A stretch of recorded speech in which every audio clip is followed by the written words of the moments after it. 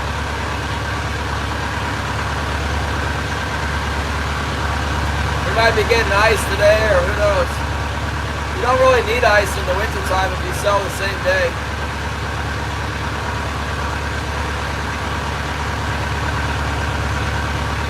A lot of the skiffs around here they don't take ice.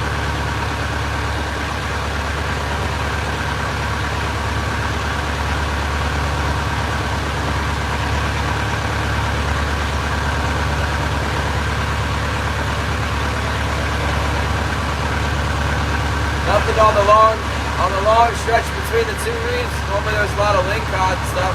Nothing today. The tide must have them pushed off the structure.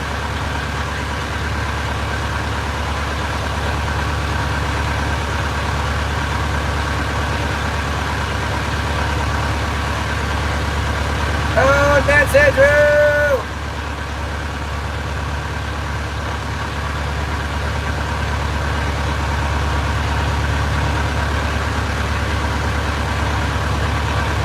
It's gotta start getting slow for them down there in the lower 48 between ice and whatnot. Go ice fishing. I don't know. You'd think there'd be more streams down there in the saltwater, like Florida, Alabama, Mississippi, all the Gulf Coast should have people streaming.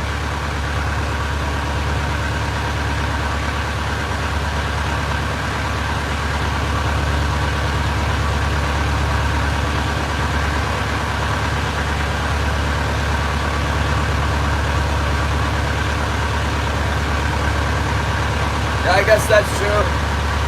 That one guy does. What's his? The Real Deal. That's a big channel. It's got a nice amount of action, you know. You get a bird's eye view and they're just pulling in fish all day long.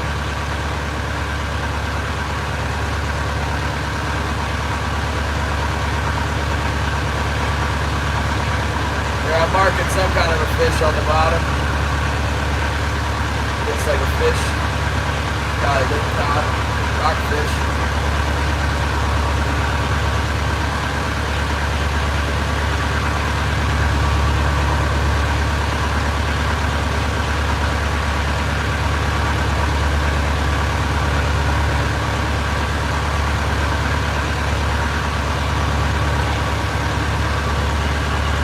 I know. Well, anytime now.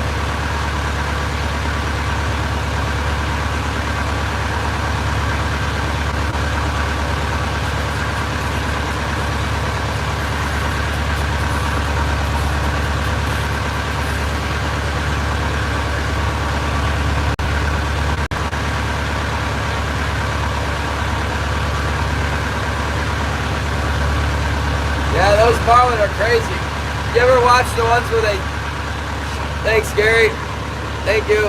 You ever watch the ones where the marlin comes in the boat and spears the guy in the face? There's one where it jumps in the back and gets him in the neck and blood starts going everywhere. Fish Priory. Gary, how did you get unblued again? Did that just happen? Maybe Patrick took away your wrench.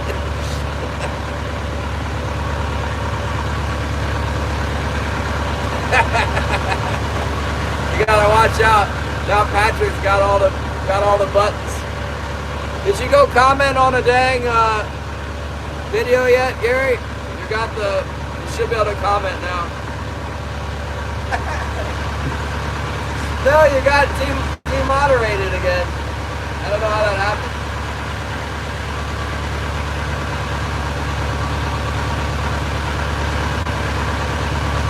You should be able to comment on videos. Let's test it out. Share Bear said it was because of the managing moderator. Oh no, not the salmon shark. That would be bad.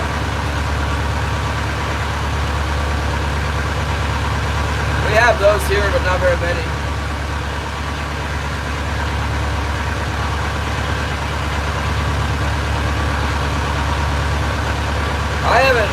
I've just been posting little clips from the live stream. I haven't done any videos really. I did that one with the shark bait. I got that I got that gear in from Sharkbait, and I made a terrible video of that. Nobody watched it.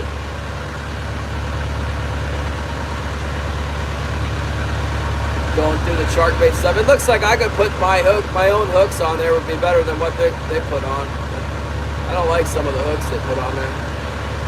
One of those Salas jigs had a hook on it big enough to hang a daggone 1,000-pound Mako.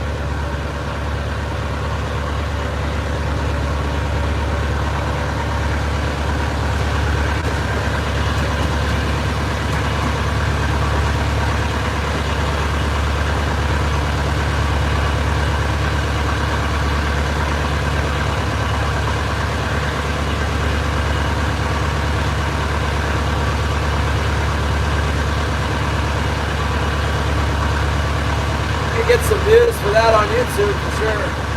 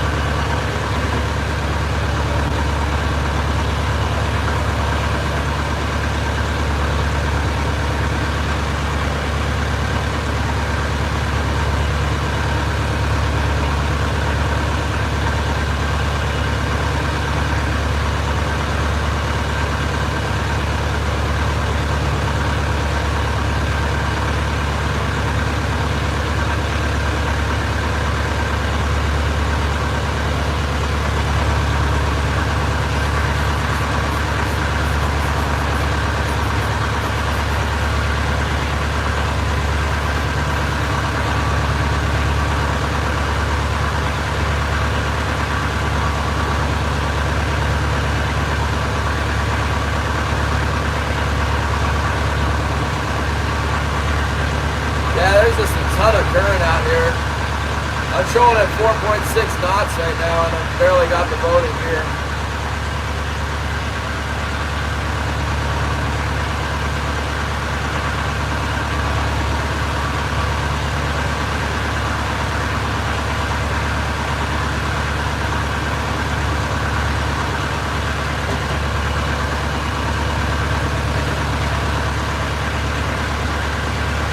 Maybe they'll bite the plug. I haven't caught anything, Patrick.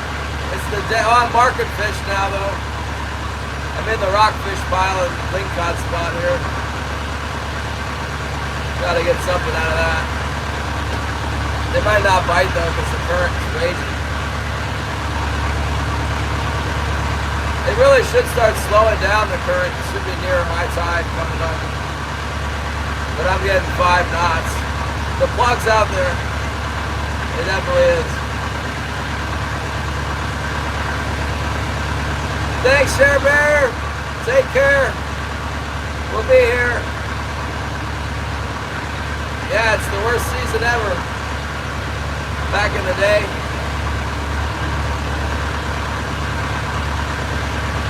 The Asian carp down here in Kentucky. Man, I've seen the carp jumping. Well, I had a good summer season. Got a decent fall. Spring wasn't good. It was all right. I guess spring wasn't good. I was getting a few here, and then I went down to Sitka, and it was all over. And I went to Craig, and it was all over. And then it was July. There was no chum salmon. Cold fishing was all right. And then October started off with a few fish every day, and I was just starting to get them, and I went on vacation. When I came back from vacation, it was just totally dead. And it remains dead right now. It's like anywhere from 0 to 3 fish a day is what I've been getting.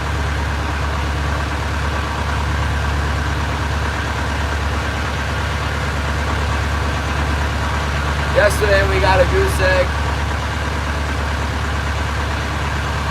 It is like some of the biggest tides of the year are happening right now, so that might have a lot to do with it.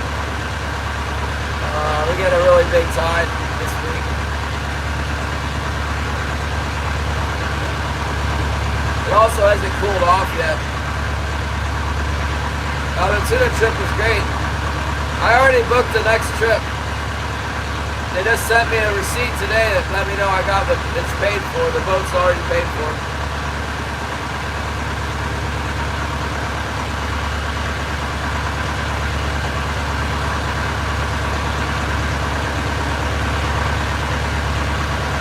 And the big king.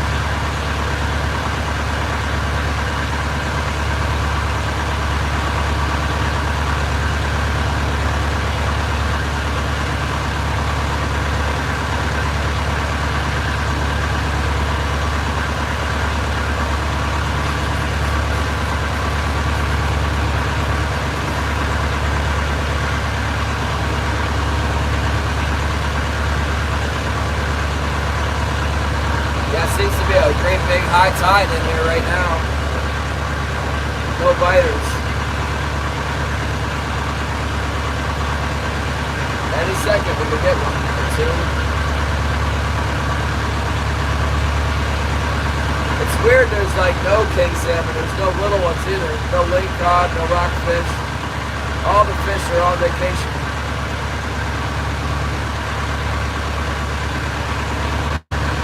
Yeah, super chats are on. I wonder why you can't see that. You know, Gary and Terry L and Shannon and a lot of other people donate to the channel all the time. They're paying for all my expenses for sure. I am not broke yet. If this keeps up, I will be broke. But right now, I just put all the YouTube money in a separate account. I'm gonna go to ground and wait for something else. I'm gonna go steelhead fish. I'm sure something will break loose soon. Why do I look familiar? I don't know. Maybe because I'm always streaming. On here all the time. And 5.4 knots on the troll. It is this current is just screaming out here.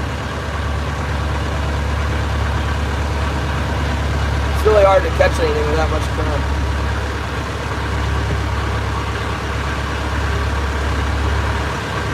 Good. I'm not even making it up. Look at this. Look at the speed here. Oh, thank you, Nancy.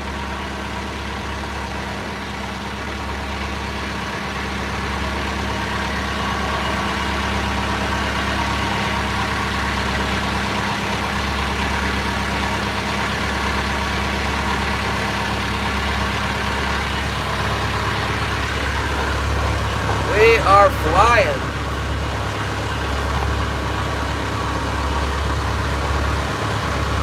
A charter fishing license in Alaska. To take people halibut fishing, a license in my area is $80,000. Yeah.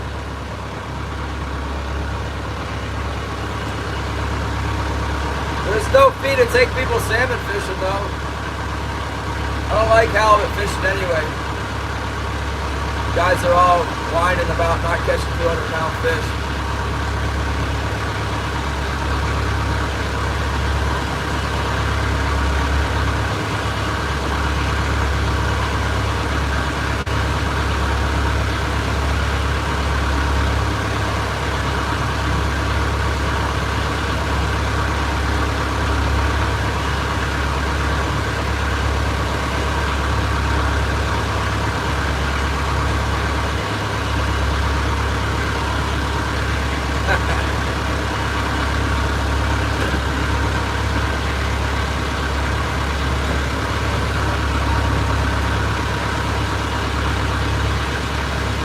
Go get the marlin!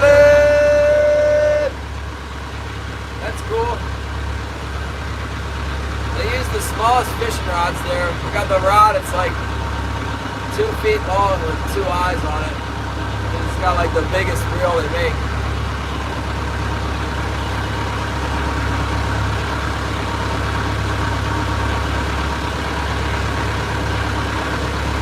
Yeah, Gladys, it's a limited entry, so there's only so many boats they allow to go halibut fish, and then there's a permit, and you can sell the permit, so that's just the market value of the permit.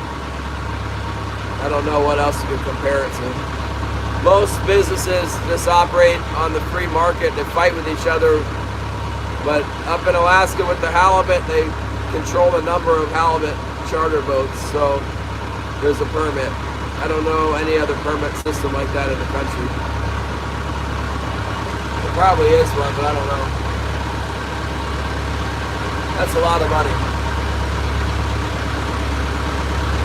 Take quite a while to make it back.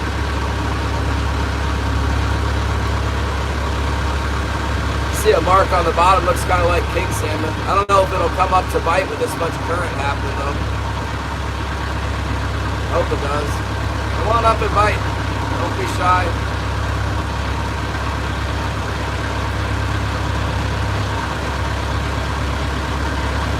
Yeah, we're just trolling around out here. Sometimes we catch fish. Haven't caught one in a while. Feel like a broken record. I'll finally catch one and they'll be like, oh, it took 2 days to catch this fish. Again. Oh my goodness.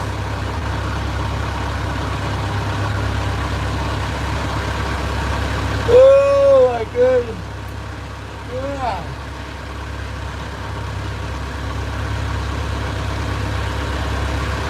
Yeah, it'd be nice if we could find them out here and pattern them. Normally a few show up in December out here. It's still early. Still early in December. How about anything? There's so much current, they're not biting. But it is gonna, in about, what, an hour and a half, it's gonna be high tide. Then they should bite. Something, the bottom fish at least will bite at the tide change.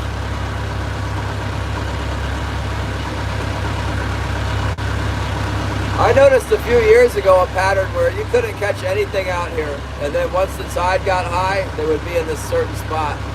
We're gonna be in that spot at high tide to see if they're in there. The other day we were out here though, went all over the whole area. We didn't even get nothing. That was the day we caught one fish. We got one right away and then trolled all over this thing and didn't get another fish. The trip before that, when we came out, there was like some fish smattering all around. We were getting a bunch, but it was hard to get a keeper. But that day we got 3. And then yesterday we went up middle of the bay, we didn't do nothing. It kind of seemed like some signs of life at the end of the day, but I was over it. Needed to go home.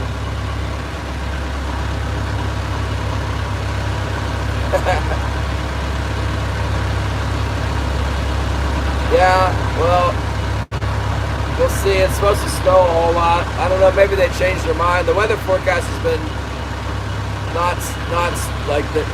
They keep changing it. For once, the wind's not blowing and it's not pouring rain right now.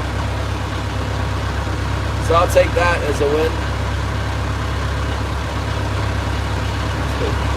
I can't backflip nothing.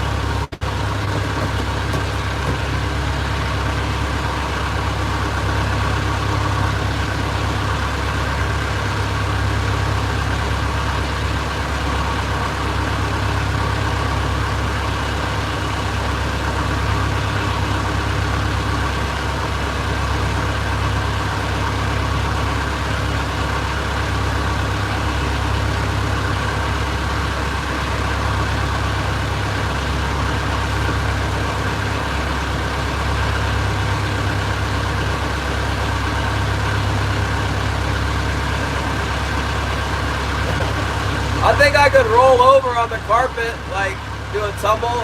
I could still tumble, but I might be sore afterwards.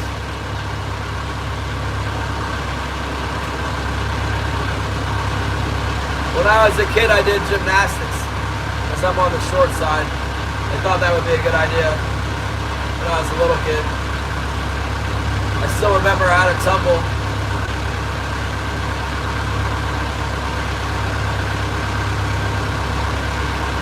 Oh, we're getting a bite.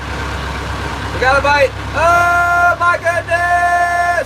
Everybody stand back. a very small one, but it's something.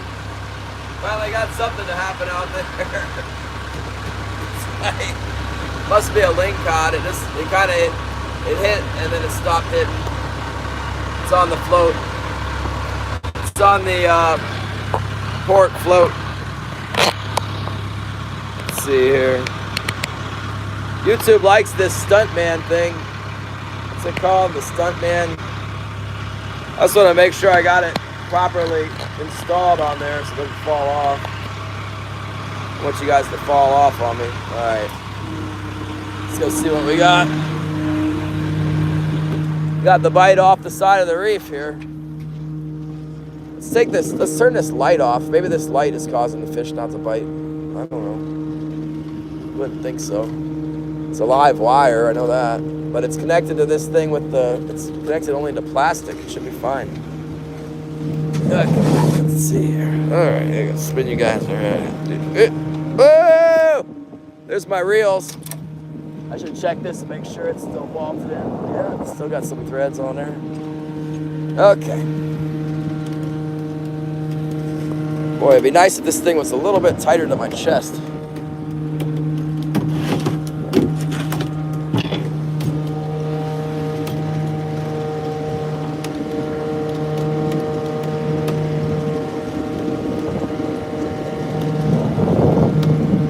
I think this is going to be a small salmon or a lingcod. Something though, something hit it. First bite of the day. What do we got here?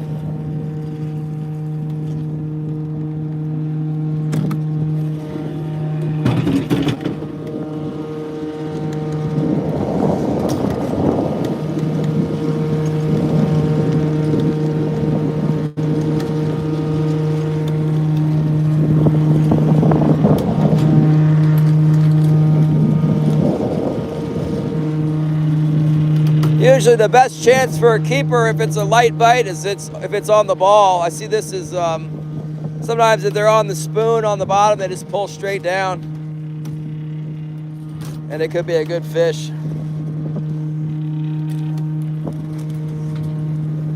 Looks like we lost this one. Whatever it was, it got away. Huh. We'll never know.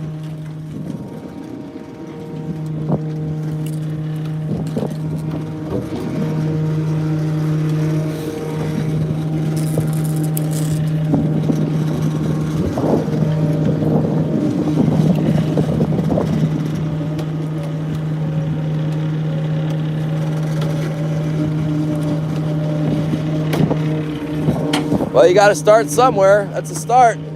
We got a bite.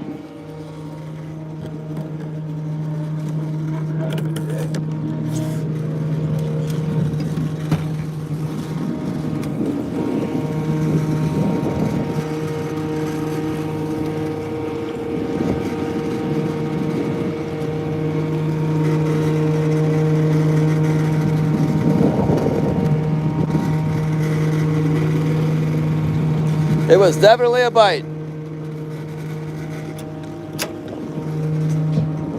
Let's check the other side, just for the heck of it.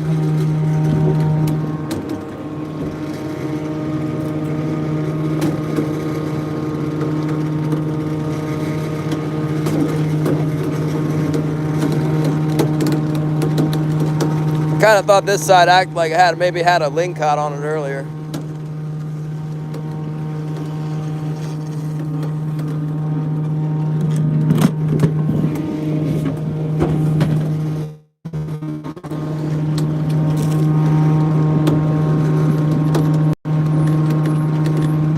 There's the plug.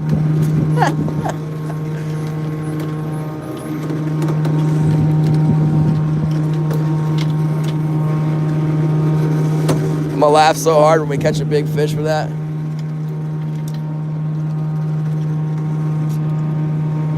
Is that the ball? One more spoon down there. What the heck? I was trying to keep my bait off the bottom because I didn't want the lingcod to get it. About ready to try and catch a lingcod now.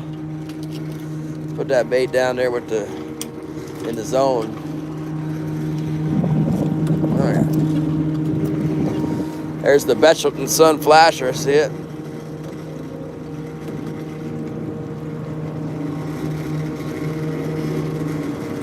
Bait's windmilling pretty bad, should still work. 1, 2, 3.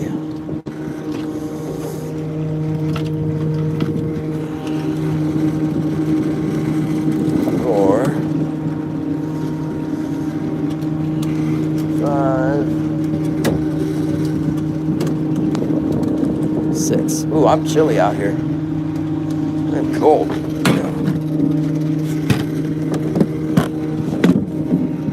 Okay. Daggone permit fell out of my pocket. I actually have an extra one.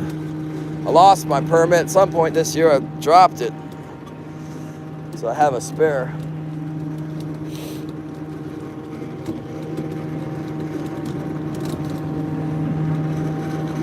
Okay.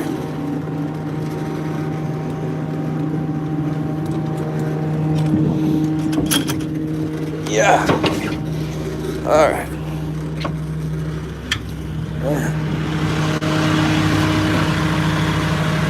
Woo! Darn it.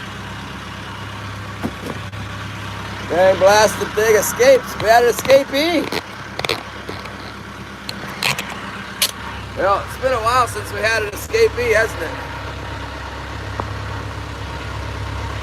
We've been catching everything. Yeah.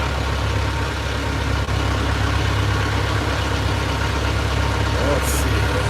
Plug it back.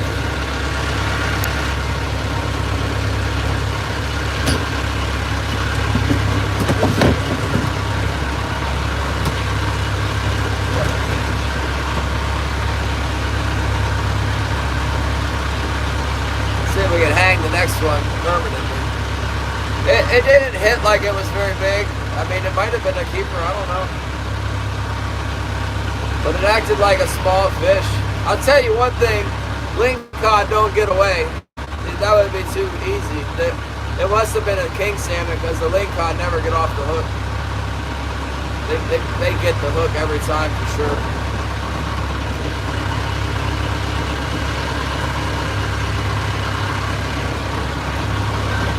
Maybe that'll be the beginning of a bite. A lot of times when they start biting, you start missing them, and then once they get on the bite, you stop losing them, and then as the bite starts to peter off, you start losing them again. You see that throughout a day. Maybe they're getting ready to go off. Yeah, it's something. Hooked them out in the deeper water.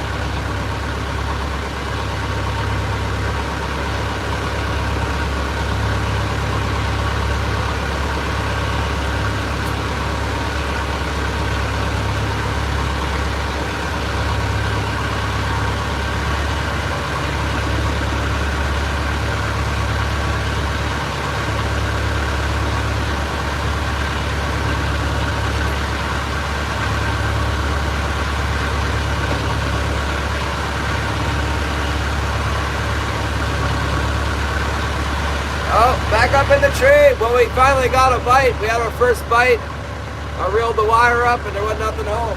Nobody on there. Short strike.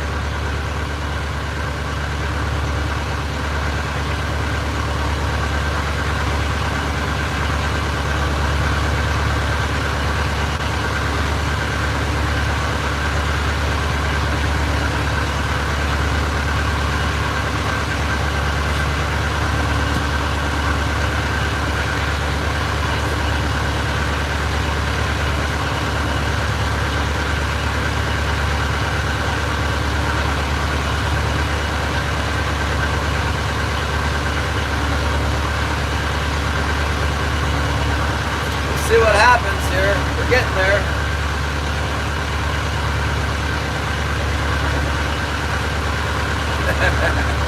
That's all right. I'm used to the failure now. Go back and get my trap up. And Tomorrow, if we fish, I guess we will. We'll just fish by the harbor if we don't get anything here on the tide chain. Maybe I'll go back to the mainland and try back in that bay back there where we caught one last time we went back there. Yeah.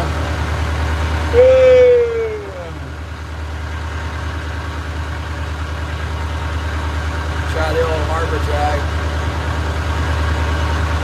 Come back out on the ocean after the weather's changed and the tide's different. Yeah, it's called Redfield Cove. I think that's where Cade caught the wolf too.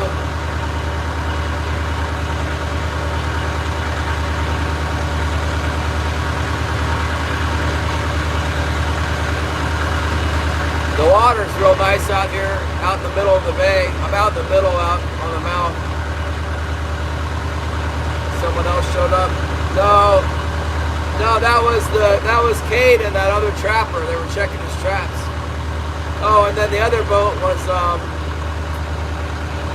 Gulf Dawning. I think he was out on a family outing.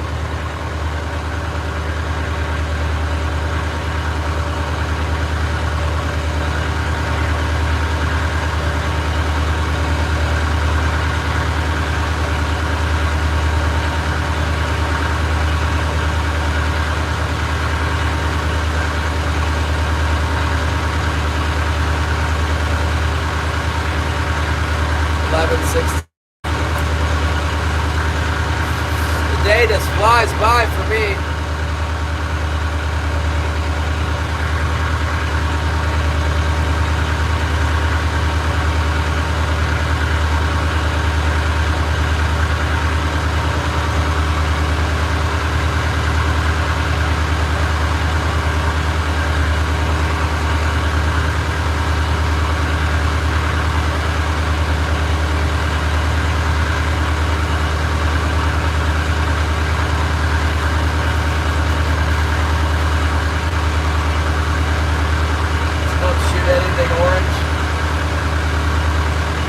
About a fox. Foxes are orange. It could be like an orange wild pig too. What do they call that, red? I think they're kind of orange.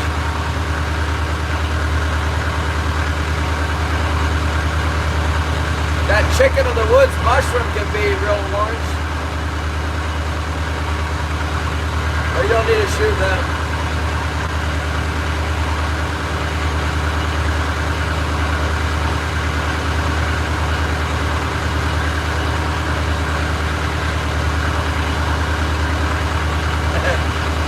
Impersonation.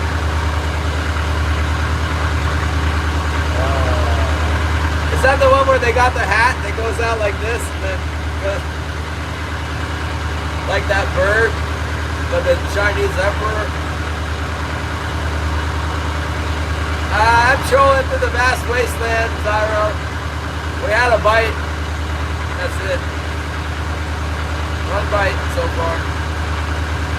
Things are really looking up now.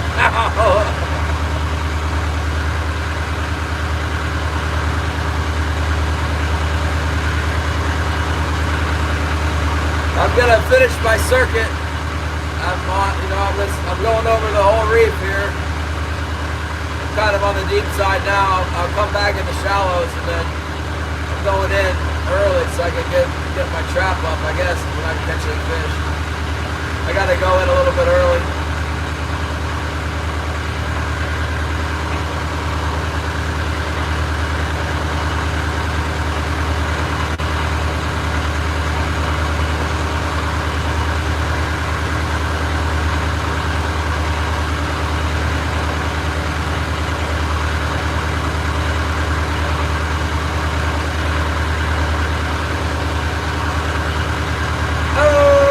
Check on the divides. That's a good one.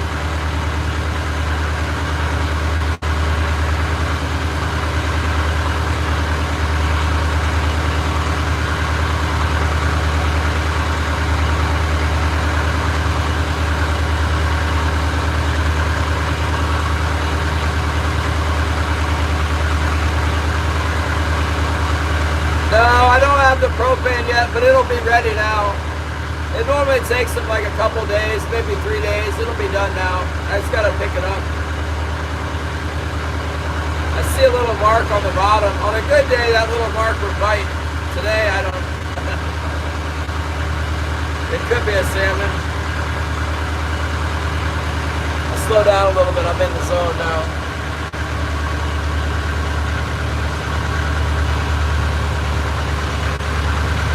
I'm at that horseshoe spot.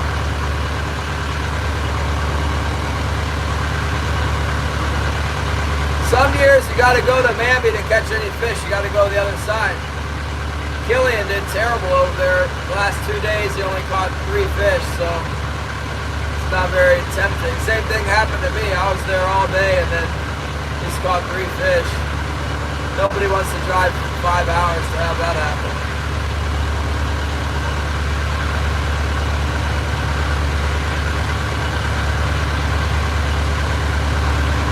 I haven't tried up by Night Island. Normally it's not good. Maybe it's good this year.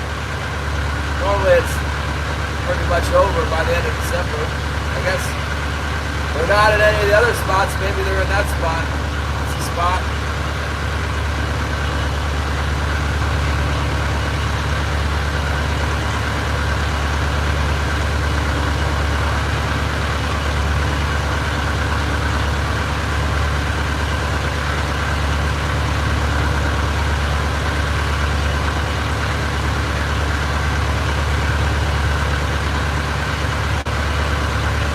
The big orange in the sky. It's a big tree orange. A Maryland orange.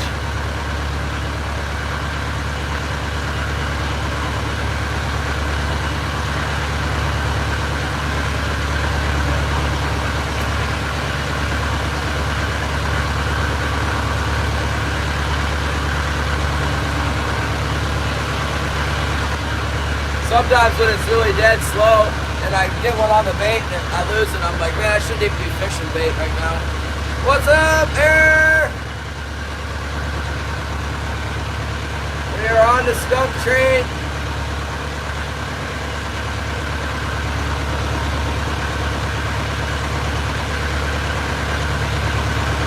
I saw you've been posting some videos. I saw the update. It said something about work.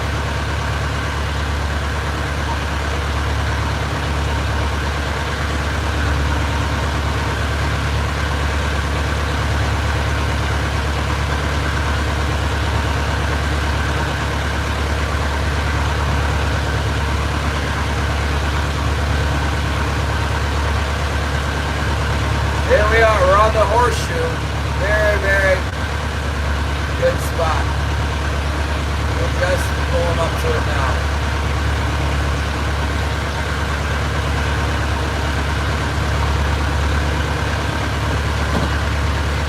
This is the horseshoe. Let's do this thing. All we've gotten off the horseshoe this year is 1 shaker the first time we came out. Last time we came over here, we didn't get anything. Normally it's really good. Way out on the bay. Right in the middle of the bay almost.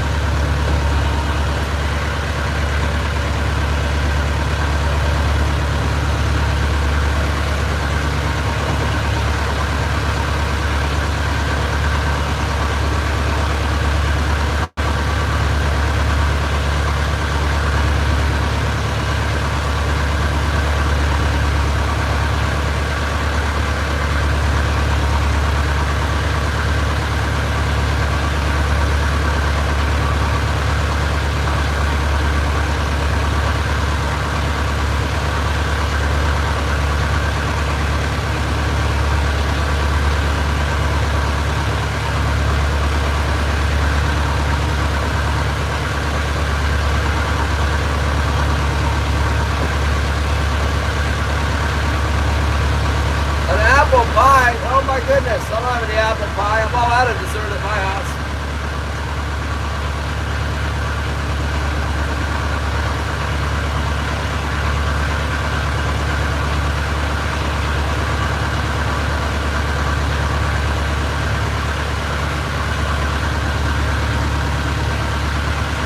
water's real nice out here. It's very clear. It's got that dark, it's a dark color, very clear.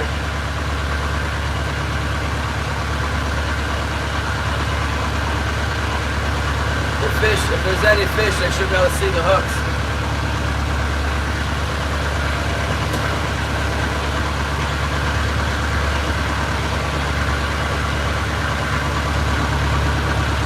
Up in the air, posting the link. What's in the link to?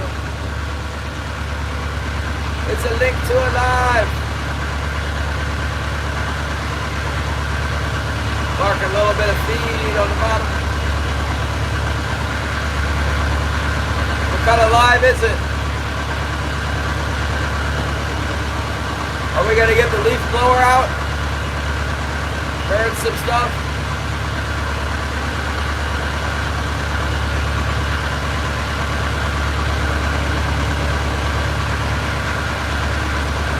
Central Time. I'll be home by 8.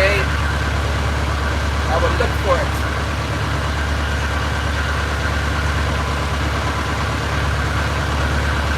Oh, give the kid for Christmas!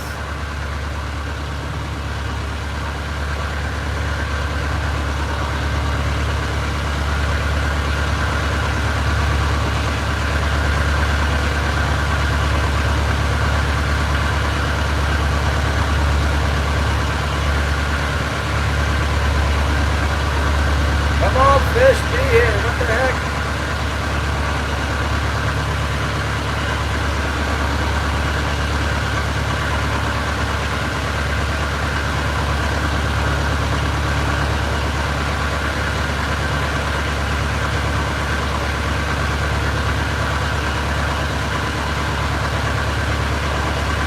Oh yeah, I remember putting lights up. I don't have any lights this year. I gotta look at my attic. The women buried everything I own. I got like 2 light strings left that stayed out from last year. All we got now is yarn. And I got some of my reloading stuff and fishing equipment out where I can get to it. The Christmas lights are deep in the pile of boxes upstairs.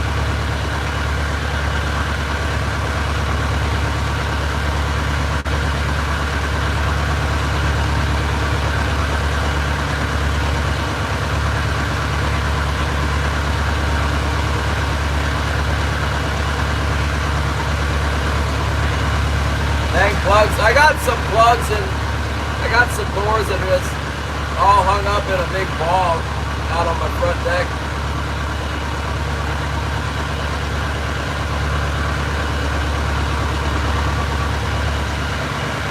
There goes some kelp. Maybe if the kelp is here, the rest of the stuff is all in the same area. Did the kelp patty cake. It's only like 3 or 4 strands floating around, but something. Needs the currents trapping stuff here. See one of those spots. Current scene on the reef.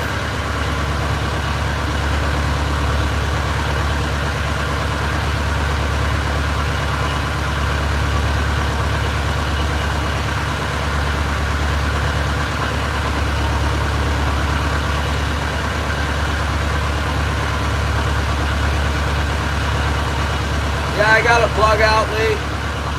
I don't remember nothing, Aaron. I remember putting up some trees or lights. I should have those lights somewhere in storage. I can ask my mother-in-law what she did with them. Put them on there again.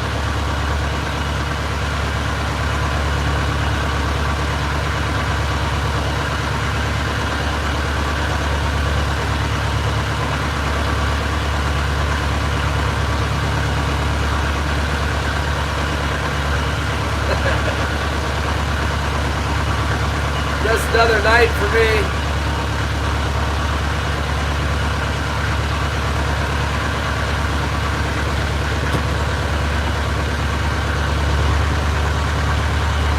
I'll try and stop by tonight and see if I can find any lights. I'll do the same thing again. We need to find Weed Hopper. What happened to Weed Hopper? He was your co-conspirator on YouTube.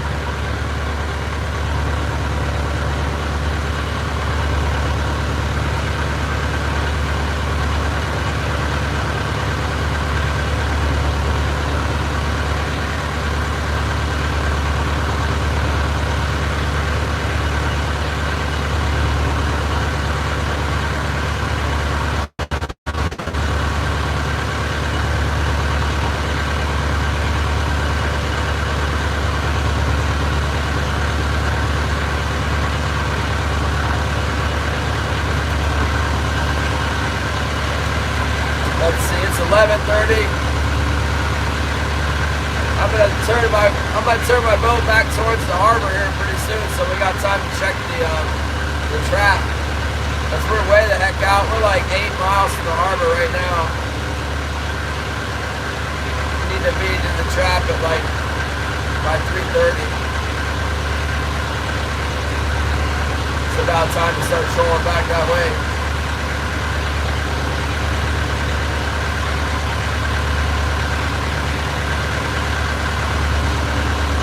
Sure there's no fish around out here.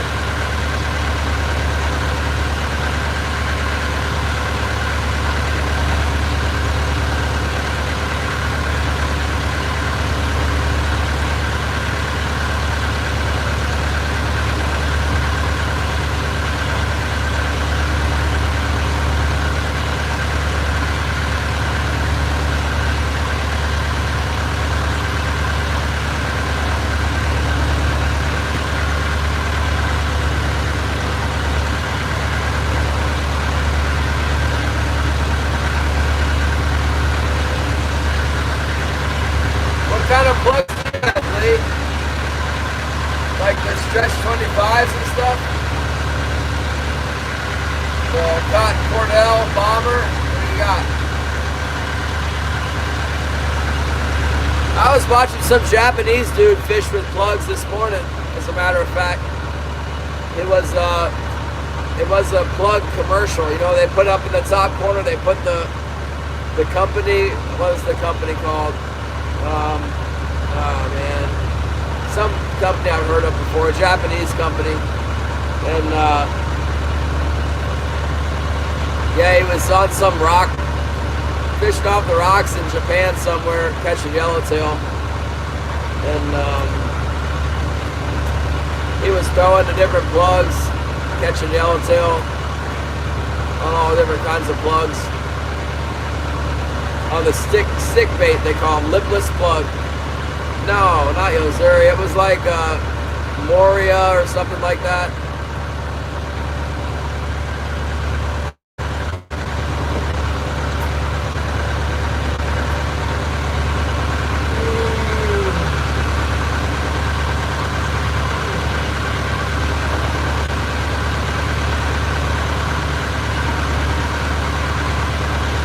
I don't think so. Oh, ultra mega picture for love, what's up? I haven't seen you go live recently. Maybe you're live while I'm live, so I missed it.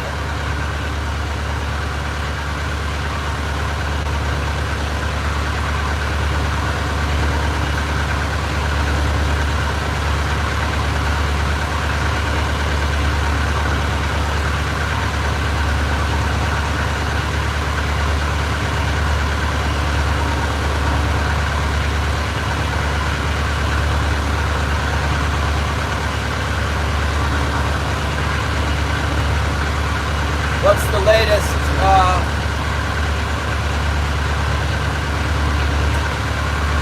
2.5 hours? Yeah, I was probably on here. Maybe I just missed it because I was watching that Japanese guy catch fish this morning.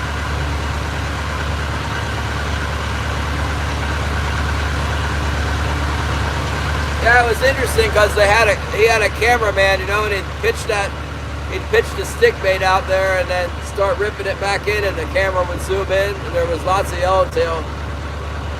See him bite at it, and then he just ripping them in. It seems to be the technique overseas is they don't like wind and pump. They literally like jerk the fish in as fast as they can. I guess maybe that's like the macho thing to do if you want to look cool. It's just like,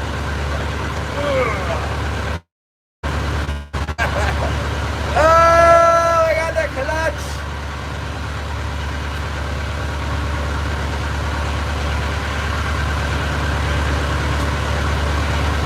Let's try the bottom side of this reef. We haven't tried the lower end of the horseshoe. You can only fish part of it because the boundary cuts through this area, but we'll go down the south side of it. Maybe that's where they're all hiding at.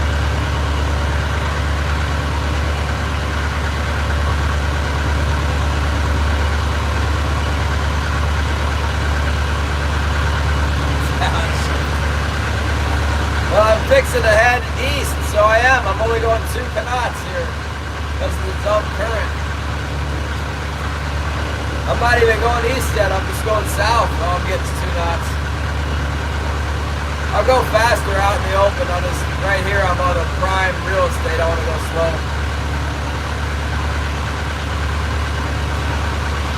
You know, a lot of this has to do with the tide, not catching anything out here right now. There's no fish. It's not like ling cod and rockfish are extinct. It's just that there's a lot of current and they're not up on the top of the reef. They don't hold in the water where we can fish anyway. Nobody ever fishes out in the deep. We're not allowed to go outside, and I think that's where all the fish go. There's nothing, if you drop down on the inside of the reef, like to the north, catch anything. Just gotta wait for them to come through. Lena, what's up?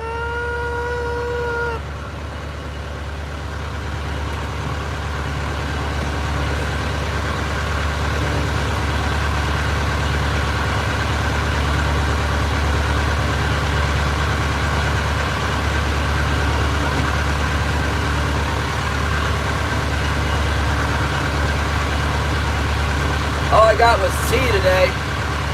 Belgium, what's up? Send me some chocolate for Christmas.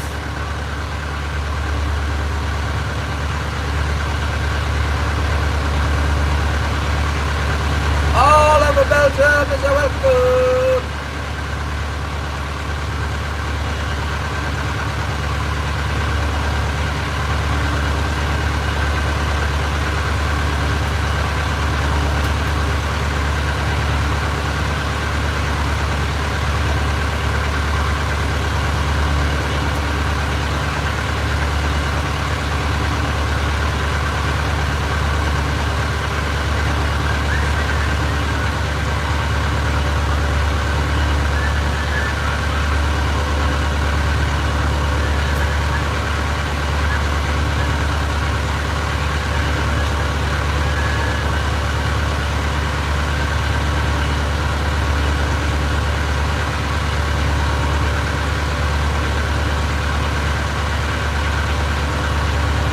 Belgian waffle?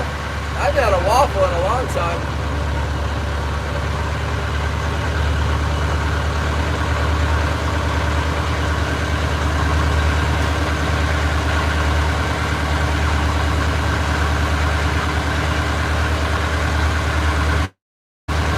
Here we go. Working the boundary line. On the line.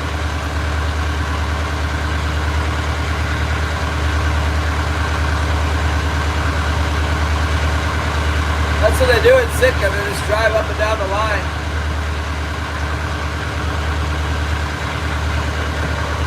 A bunch of boats get in a line and take turns fishing the absolute limits how far they can go out.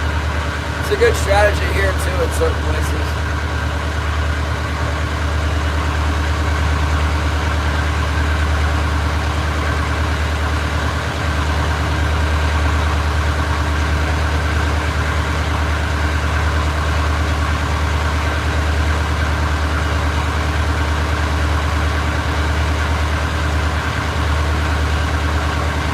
Any minute now, we're gonna strike on the plug.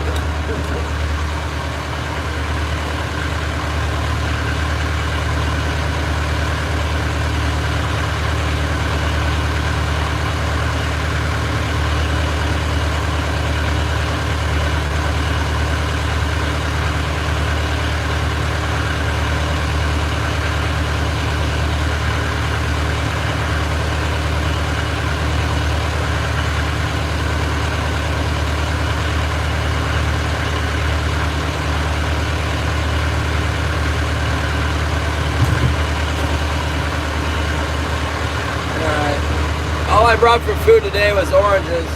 Thank God we got something to eat. Because this is so boring. If I don't have food, then it makes it even worse. Oh my goodness, a whole school of fish. Come on, cake salmon, be kings. Oh my goodness, those are kings. There's a big school of them. It could be. Come on. You can bite, it's okay. Go ahead. Want to see them? I'll show you.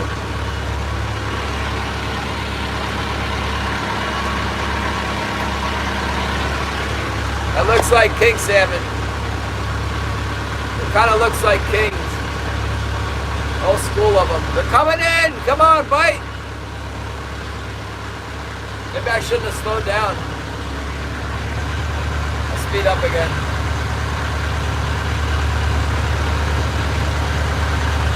Come on. Be a whole school of fish and just don't want to bite right now. That's what they look like. That's exactly what they look like.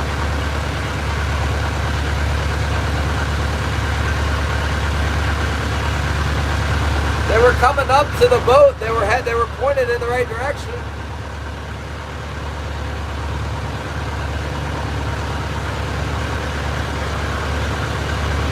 Now there's a school of 30-inch fish. Come on, fish. How dare you not bite?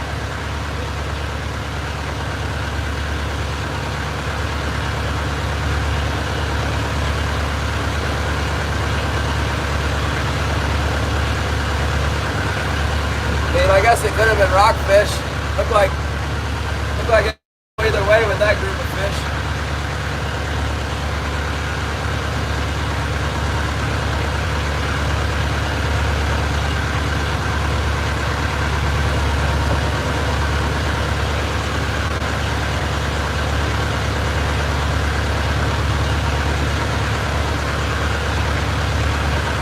No biters. They're not enough bite.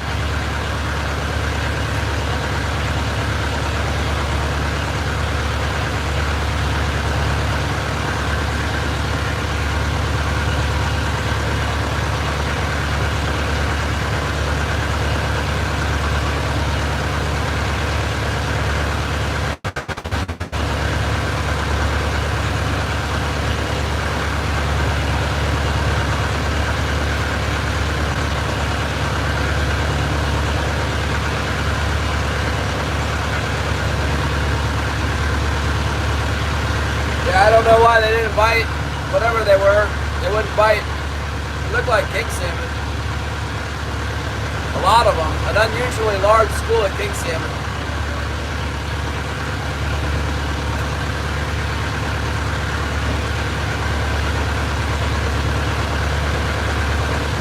They might have been rockfish.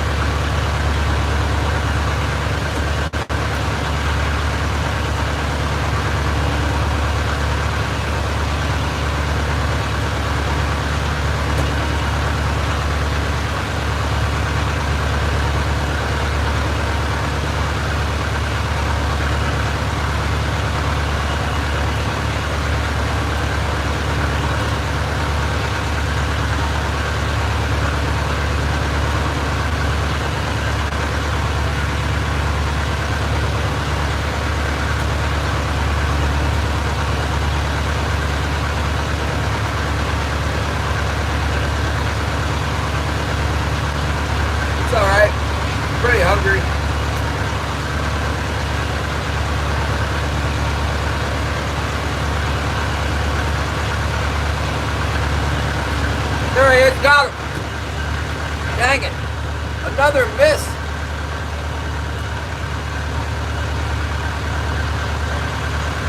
Maybe that one was a lingcod. Instead of bite. Another bite.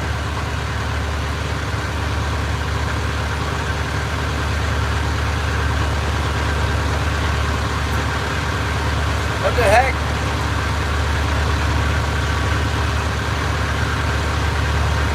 I mean, it hit like it was a king salmon and then nothing.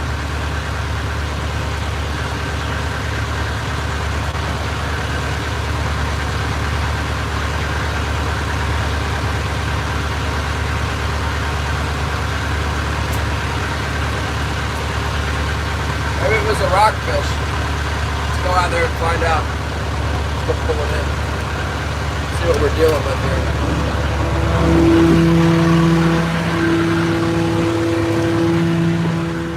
It might have been another king salmon, a short striker, not getting them to stay on, you know. Let's see what we got here. Let's see what kind of fish it is.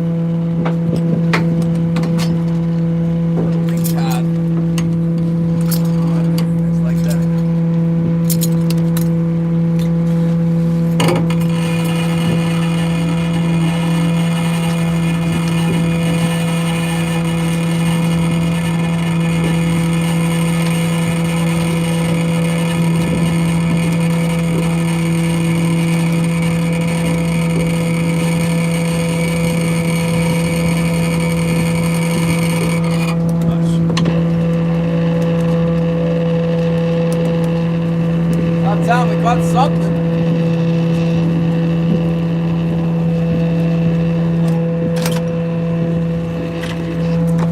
Could go wide open anytime here. Just right around high tide now.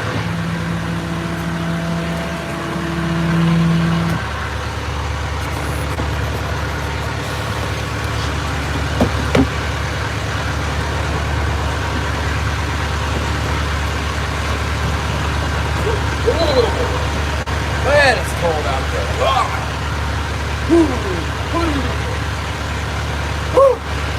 Chilly.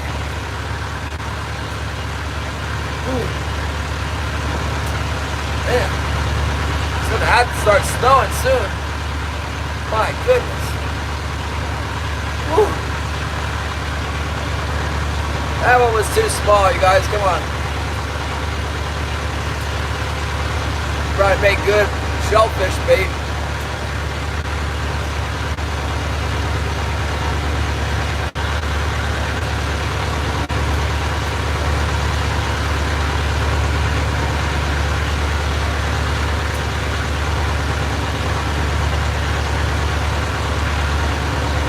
Starting to rain again.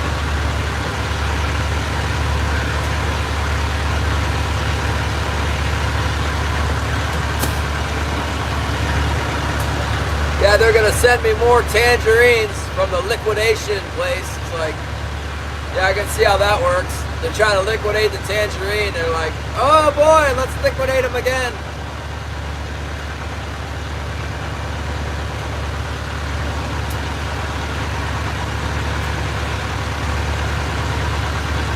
Got another one of them stupid things on right now. I just saw it hit. I'm guessing that was probably a school of lingcod we went through and they've been following us and now they're deciding to bite.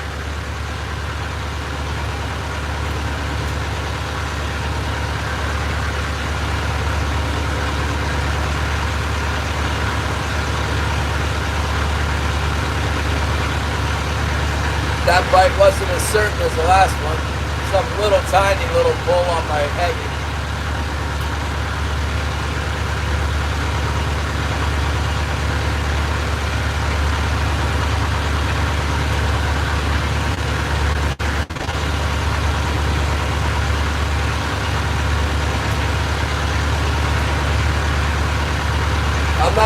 out there. I'm not sure it's on there. I'm not going out there for maybe. It's too cold to go out there to maybe have a fish. I'm not even gonna. I'll wait. I'll wait till another one gets on. There's 5 hooks on there.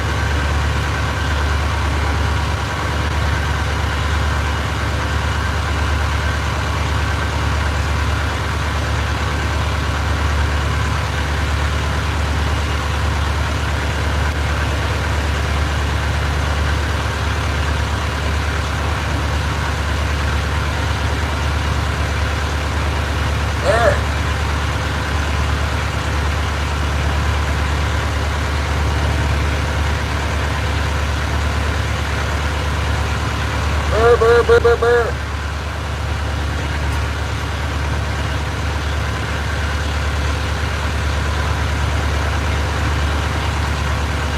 Balmy. Yeah, I guess that's pretty warm for Canada.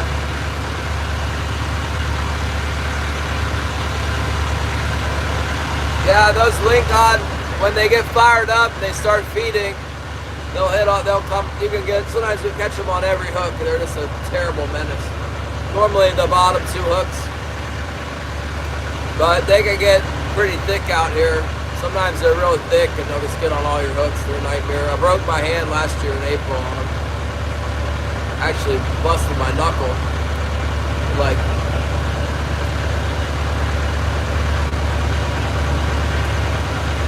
it seems like it's better now. Man, it was bad.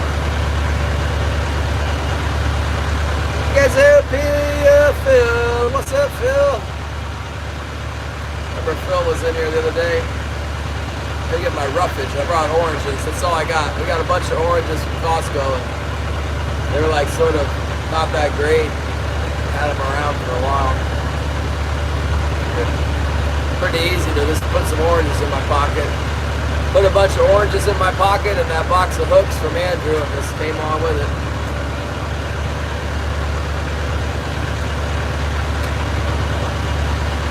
Yeah, we'll see if we can pick up any king salmon on this tide change. There he is. Okay, all right. Yeah, that's the lingcod. You start thinking you're getting a king bite with the lingcod because it starts to go, and then it's like, and it starts swimming with you.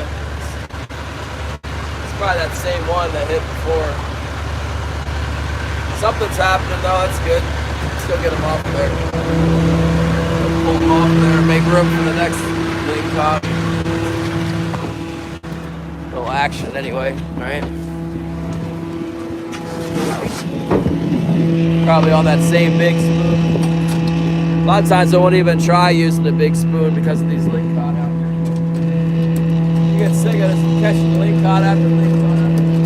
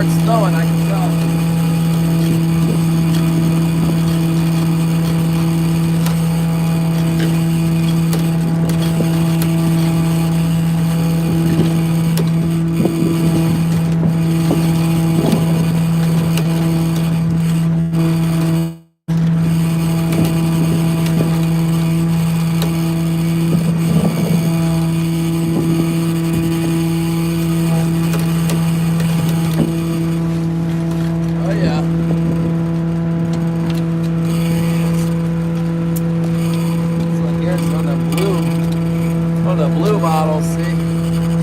Got the blue. Got the big old fangs. You see his fangs in there?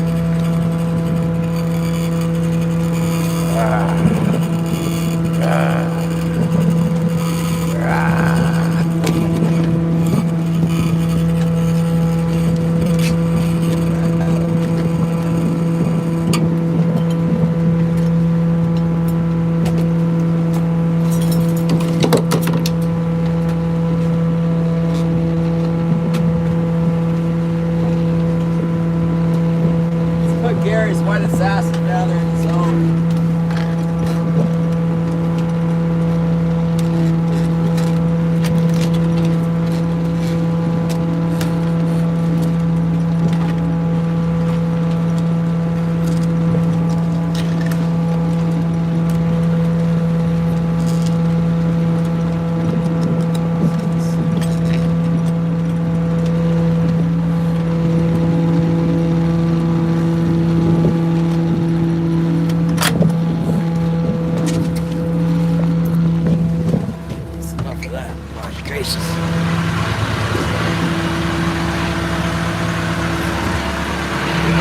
Hooks. Probably fish on the floats too, you know. Gladys wants to keep the link on. Yeah, my thumb, something happened to my thumb there. I felt a pain in my thumb. And I looked down, just now I see the, so I'm like, oh man, my thumb's gonna be laid open. No, I just skinned it on the wire or something, I don't know. Thumb stuff.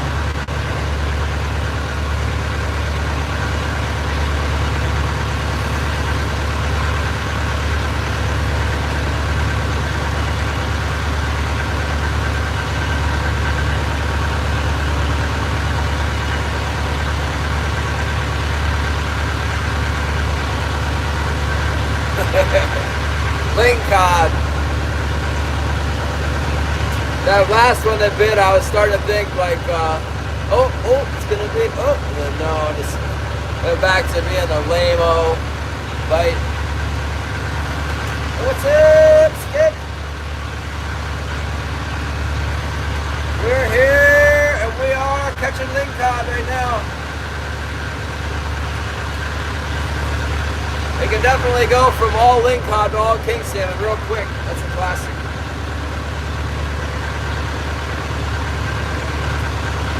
But yeah.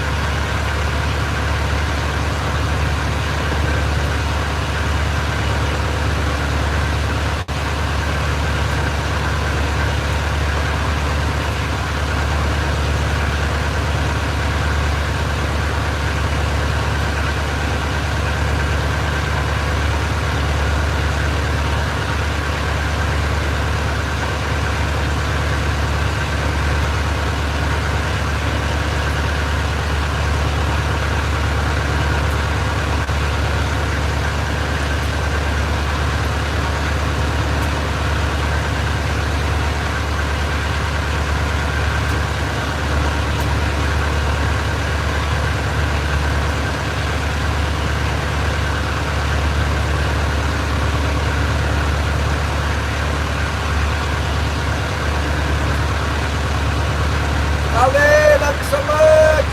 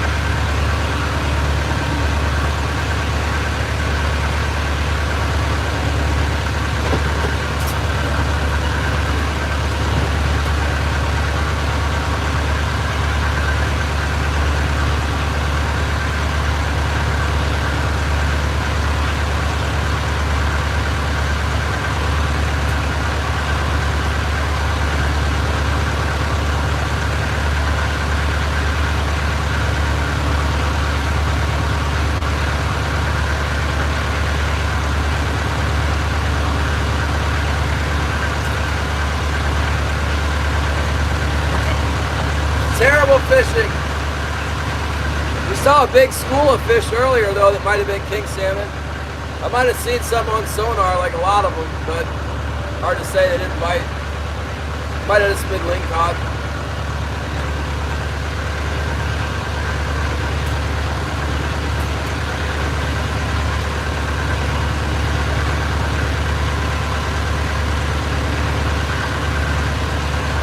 Yeah, what about our sourdough bread, Holly?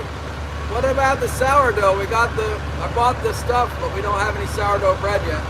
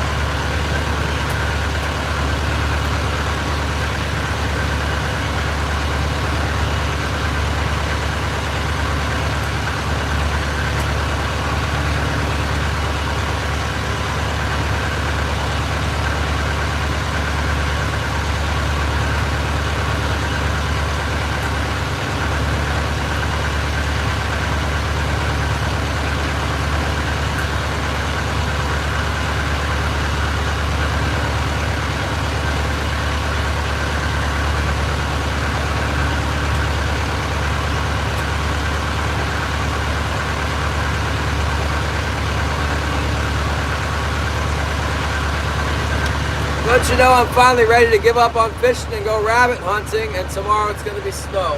So the rabbit hunting ends today, really. We're just driving around trying to see them or walking around in the bushes.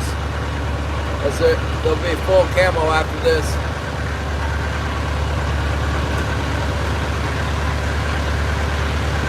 It's crazy, there's no snow on the ground at all. We're in Alaska and there's not even any snow on the ground. It's in December. Look, I got another orange. 3 oranges, that's my lunch today.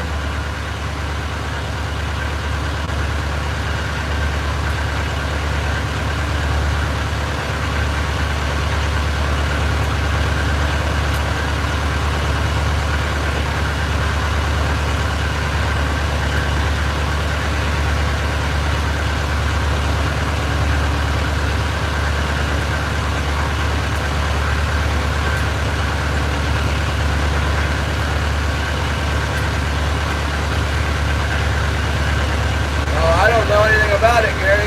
I just know I got an envelope of the stuff for $7 from California, out of San Francisco. Got on eBay. Oh, that's nice, Holly. I can do that. I'll put it above the Grand Slam bucktail sticker.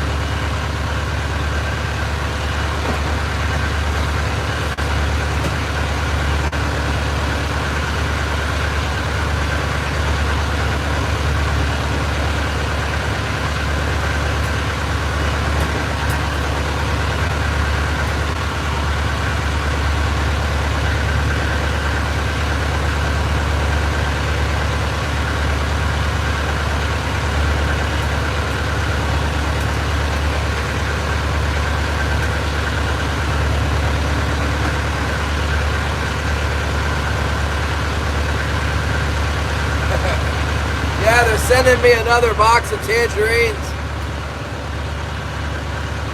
I'm pretty sure those will be bad too. I thought I was dealing with like an orchard, you know, like I was dealing with a fruit person, but I'm not. I'm dealing with a liquidation company. So the only thing a liquidation company is going to get is bad produce that they're just trying to get rid of. If they're edible, I'll eat them. I mean, I'll eat it, but if they're not good again, I'm going to try and get my money back. Obviously, they want to get rid of oranges, you know, and they don't want to, if they paid, this still mean they paid for shipping twice, they're definitely not going to want to refund my money, which is, I understand. But if the quality is like not edible, then that's not a good deal.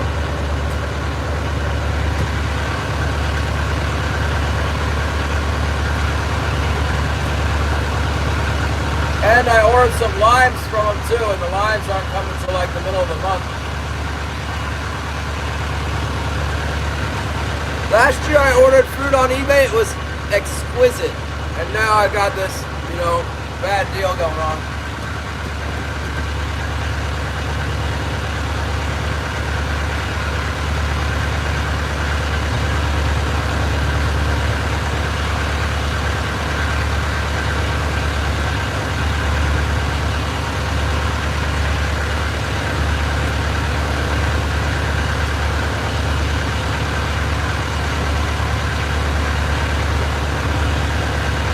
Yeah, we can hope so.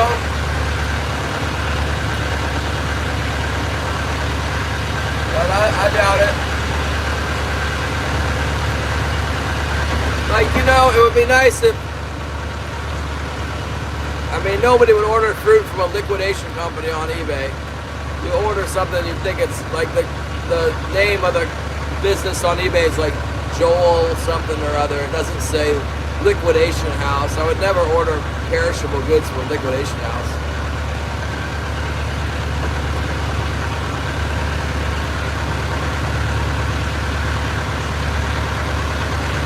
The tangerines came in 2 days. The ones I ordered, they were here in 2 days. The problem was that they sent me, they don't have a quality product.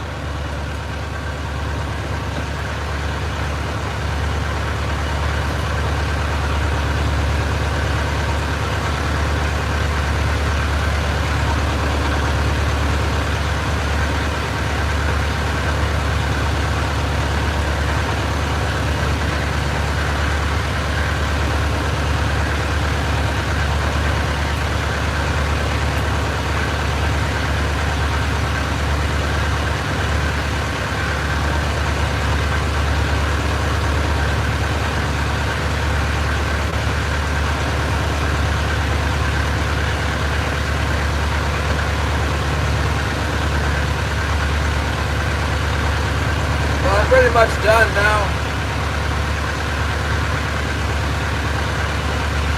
Not ordering anything else until I catch some fish. The full austerity measures are in effect for glacier shark. I got another lingcod on my right heavy.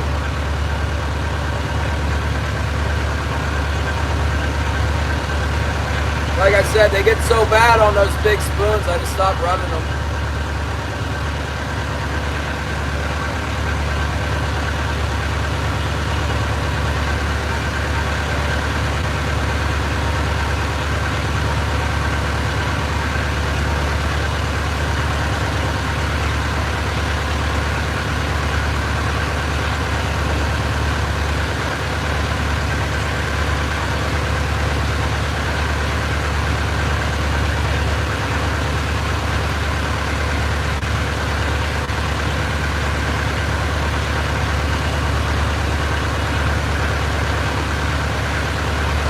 You know what would be fun to do live if the fish aren't going to bite? We could do live rod building. I got those 3 rods to wrap up, and the rest of my rod building stuff should be here any day.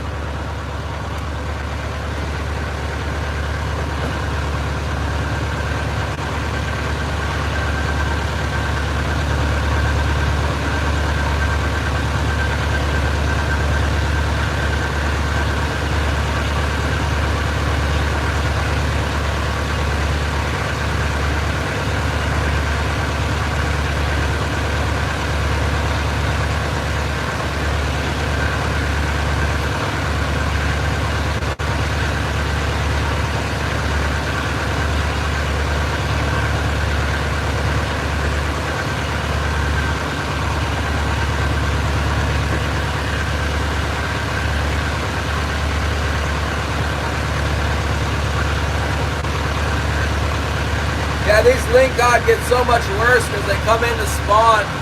They spawn in like February, so they just come in more and more. They spawn on this dang reef that I fished on, and off out a little bit deeper, but they come up on top of here too.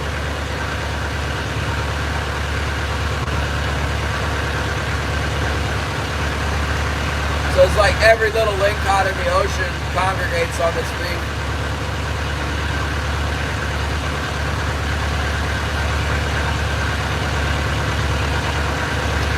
The bigger ones are out deeper, but some big ones in here too. But like so many little ones come in, it's ridiculous.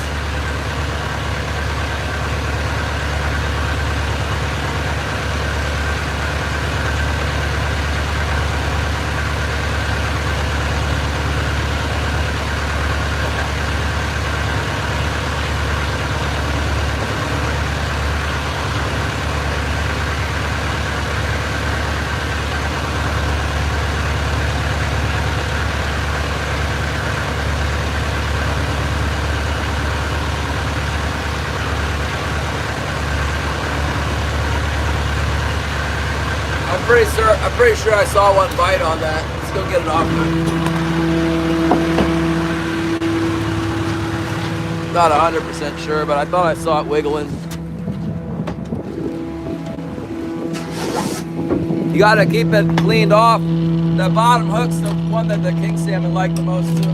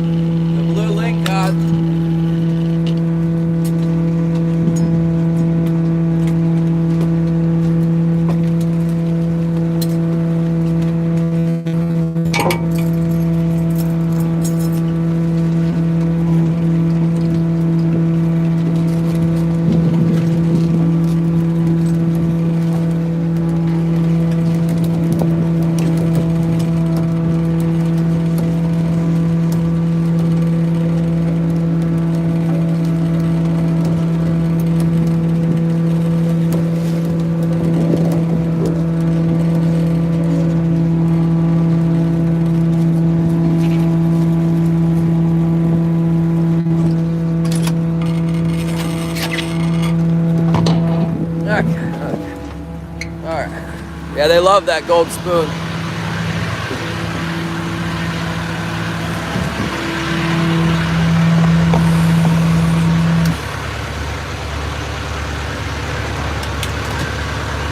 I probably got them on all my floats too.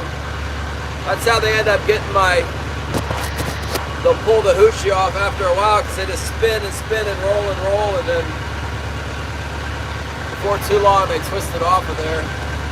They bind up, the swivel won't work under a heavy load, and they just bind up the swivel and twist and twist and twist until they get it off of there.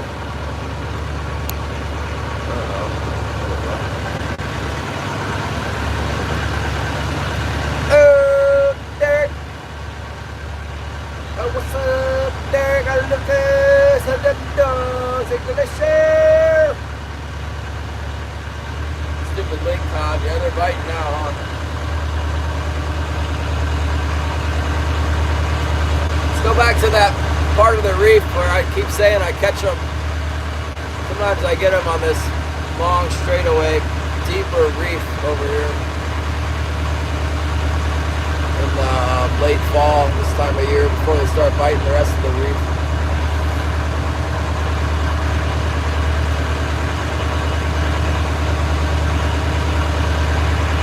Anytime now, it's just kind of like the regular characters, you know, lingcod, rockfish, and king salmon, occasional halibut.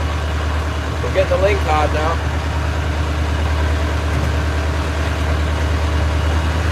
Well, that one mark, it really looked like a school of kings to me, like a big school of king salmon. Like a lot of them, enough to populate the whole reef over here.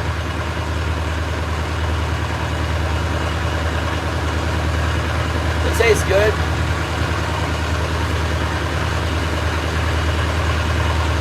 It tastes like fish. Like a saltwater fish. They have a white meat. Actually, those blue-green looking ones, the meat is blue-green too, but it turns white when you cook it, and it tastes the same as the rest of them.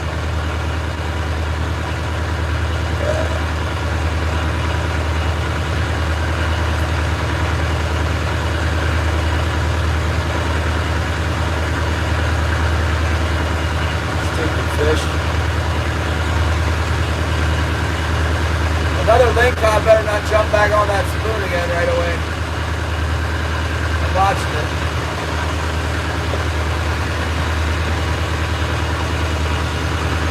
They don't pay us enough money to make it worth fishing for them anymore.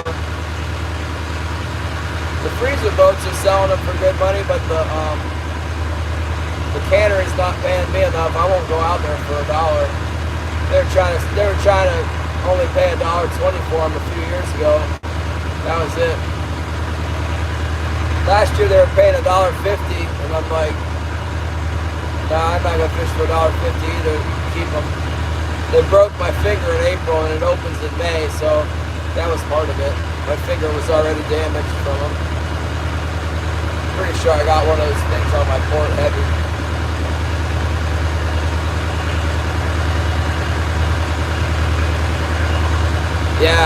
Yeah, on a good year it'll be like $2, around $2 it'll open, and then it'll go down to like $1.70 or $1.50, like after we've all caught thousands and thousands of pounds of them.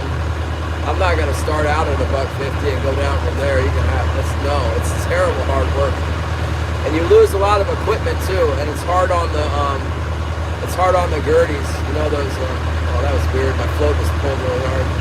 It's hard on the troll girdies. Reckon I got one on that same float we pulled in before. It looks like maybe got a lingcod on it. Too lazy to go check them. They're gonna get me for some lures. What they're gonna do.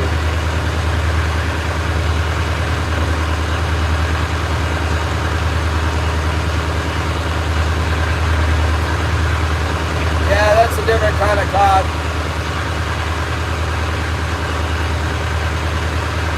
Those are the trawl caught fish. That's what you hear everybody screaming about. The trawlers are killing all the fish, and the trawlers are bad, and this and that about the trawlers. Yeah, McDonald's is the one that finances them. They buy all the fish. So does the U.S. government. The U.S. government buys fish from them for school lunch programs. There, now the lingcod are up. Now I see them on my sonar over this little rock pile here. Probably bite all my spoons on the bottom hooks. Slack tide, the lingcod just magically appear everywhere.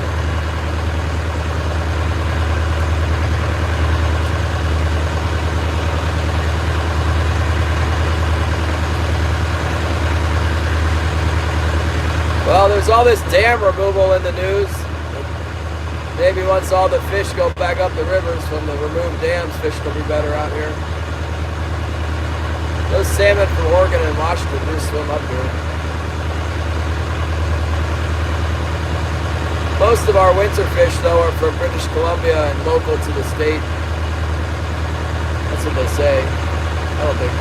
See, they have like tags in the fish. They can tell for sure from the tags with the coated wire tag in them.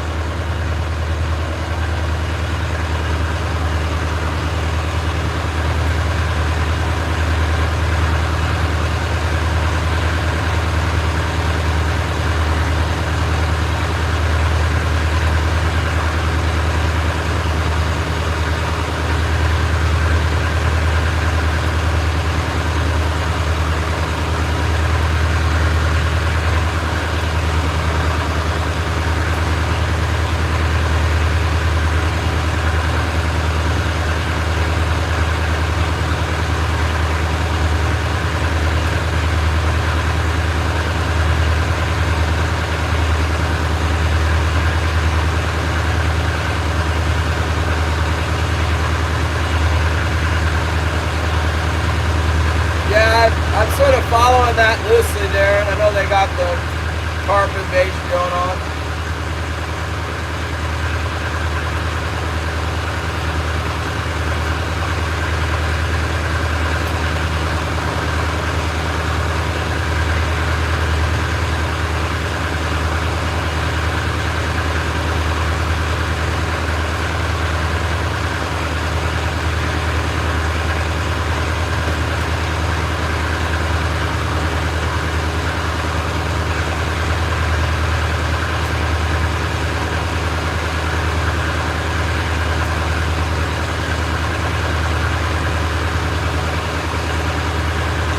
Right about here, this water's changing color. Goes back to that more silty color over here to the east.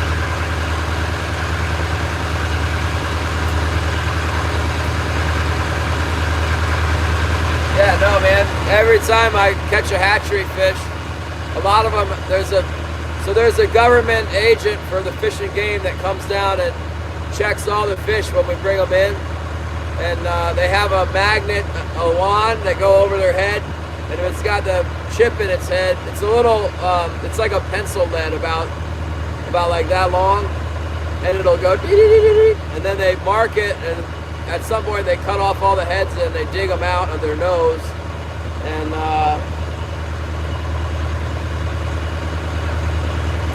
then they find out where they're from and everything. And the last time I was in there, it was like he had we're not catching hardly any fish, and he had all of them had the wire tag in the nose pretty much. There was a few wild fish, but like the majority of them were wire tagged hatchery fish, which is really unusual. Normally we get like a good amount of hatchery fish, like 1 in 3, or sometimes it's half. Usually it's less than 1 in 3, but something like that. And then a small percentage of those will have the tag in them. So it was unusual. This year I saw like all of the fish in it. Like maybe that's the only fish left is like the wire tag hatchery. They might have also started putting more tags in them, like so they could figure out better where they're coming from. Like more hatcheries using the tagging system. I don't know. I just know there was a bunch of them with the tag the other day. A lot of them have it. One day I found one of those tags on my back deck where I cleaned the fish. Oh no, it was inside the dang fish's belly. Like they're supposed to be in their nose, but it was in its stomach. Or maybe it ate a little king salmon that had the thing. I don't know. All I know is I looked down and there was one of the coated wire tags laying on the deck after I cleaned the fish.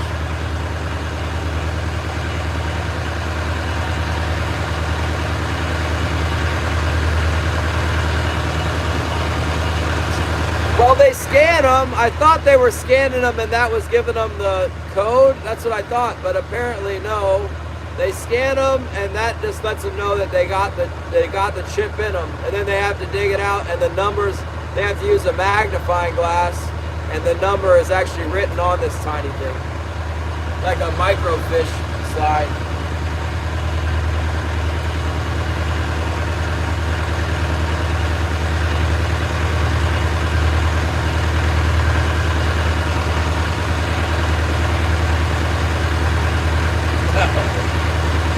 No.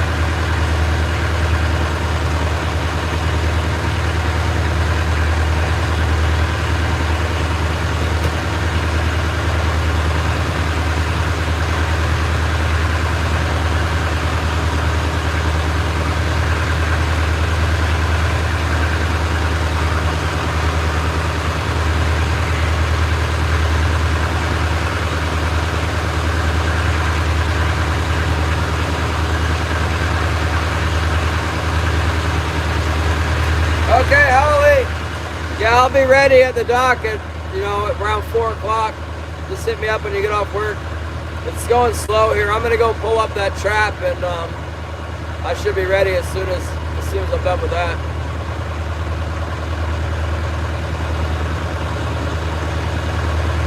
Oh yeah.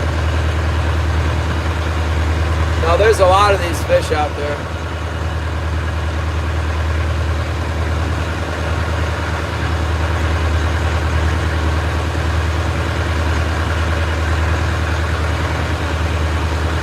Thanks, Holly. Love you. Enjoy the rest of your day. I'm out here trolling. Just trolling and trolling and trolling.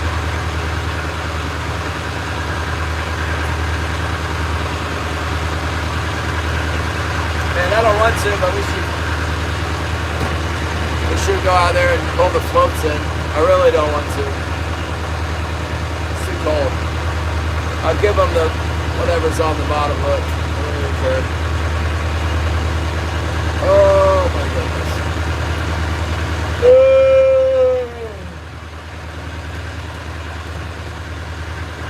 If I was more motivated, I'd have doubled back on that school of fish.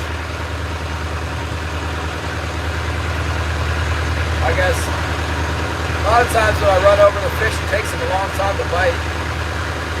By the time I was far enough away for them where I figured they wouldn't bite, it'd be a pretty big double back. Any luck so far? Well, we caught a bunch of the wrong kind of fish recently. Got into a little bite of the lingcod. No king salmon yet. Might have had a bite earlier. It looked like a small king salmon. It might have been a lingcod too. We're not done yet. We're going over here to the back to the east side of the reef. Maybe I'll pick my gear up super shallow so we can fish over top of the upper part of the reef. We haven't tried that yet.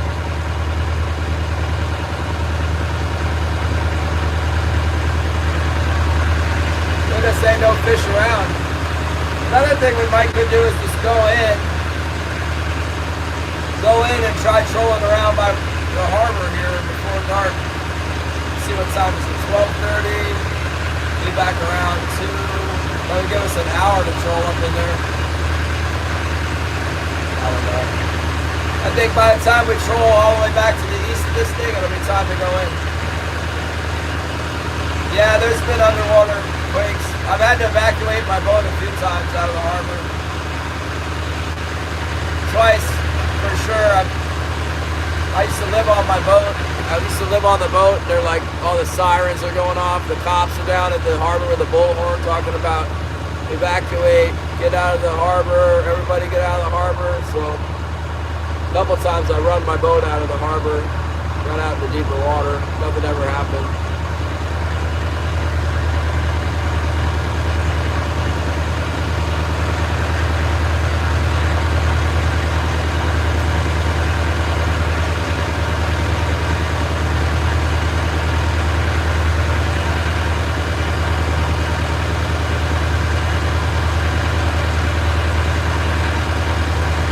Our way up to the shaker.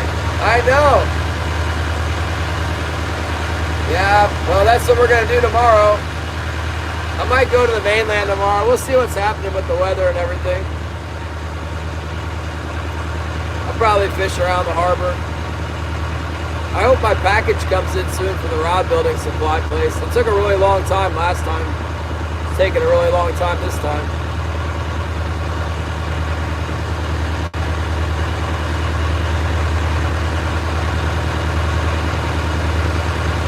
Earthquakes? No.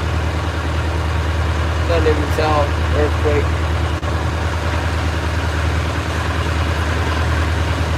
Yeah, at least we had some action here. I figured we kept something out here. We got the lingcod.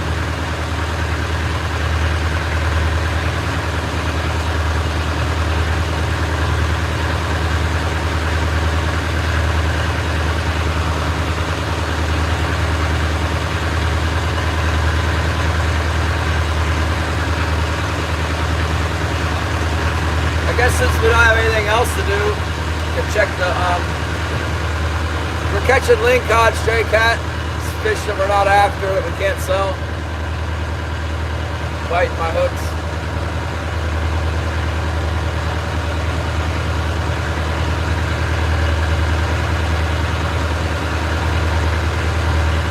I got a strong suspicion I got them on my floats. I might not though. I ain't pulling in the floats for nothing.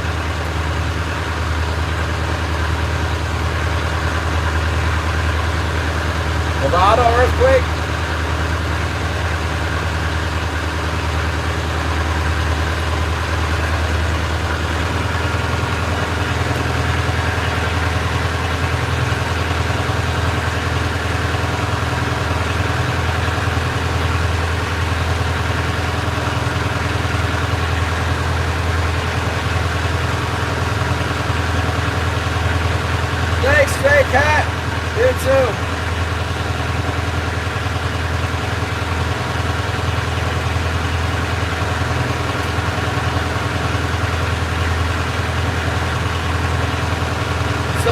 start snowing here.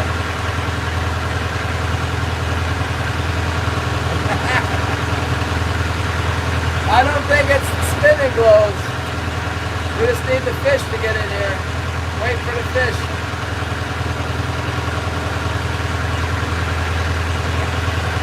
Okay, stray cat. You're looking real raggedy today there.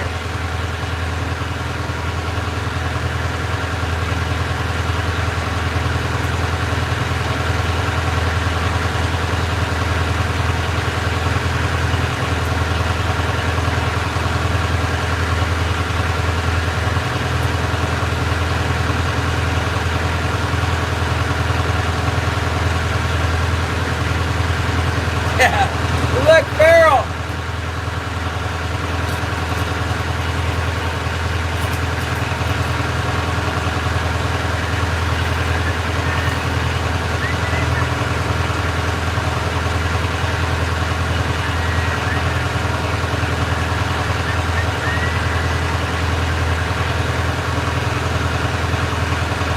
My name's Devin.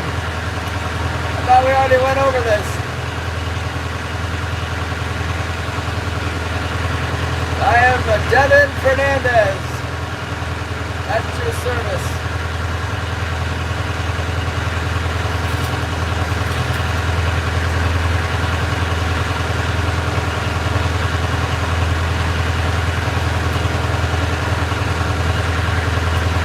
I missed the NJ live.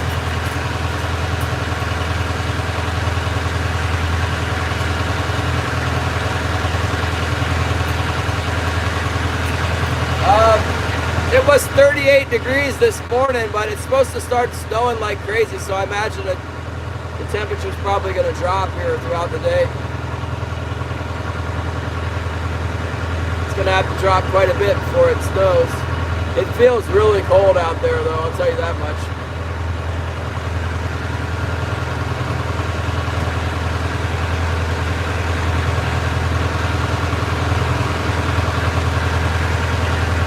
You guys ever watch that guy, Robert Osborne? Is that his name? Yeah, Osborne, Robert in Australia. He's living the good life, isn't he? Just goes out and fishes and make YouTube videos all the time. That looks like great fishing in Australia. It's too bad they're a bunch of socialists. I'm ready to move to California. Holly says she can't get a job there though. I go to California and get one of those solo skiffs and commercial fishing off of that in La Jolla. Catch more than I'm catching here, I'm sure about that.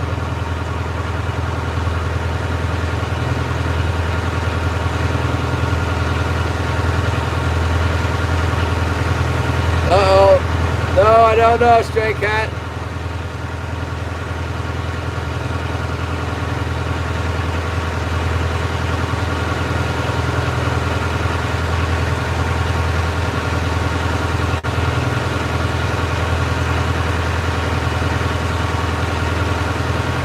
Yeah, it's dropping, the temperature's dropping. Pretty soon it's gonna snow.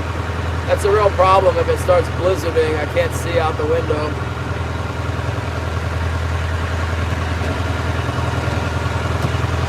Yeah, that Robert guy, field days with the Robert.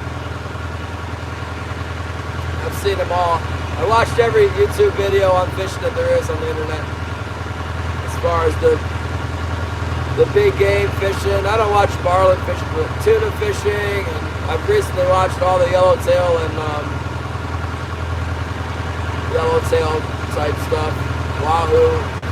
There's very limited West Coast wahoo videos out there. There's just not very much media on the wahoo fishing off the long range boats.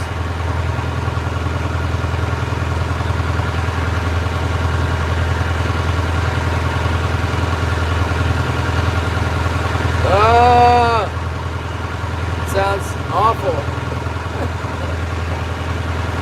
You just hang around here, stray cat. You'll see what cold looks like when it happens up here. It's gonna happen soon. After tonight, it's gonna be snow and ice. I fish all winter on this boat. Unless the fish keep not biting, then I'm gonna quit fishing. But can't believe that's gonna happen. Soon some fish should come.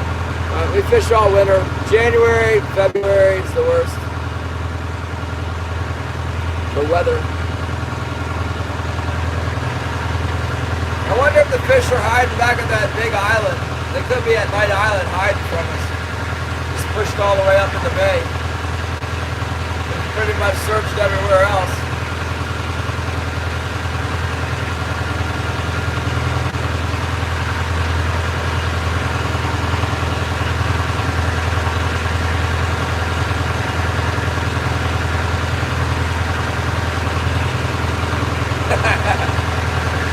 Now I have a rule. After 3 days, that's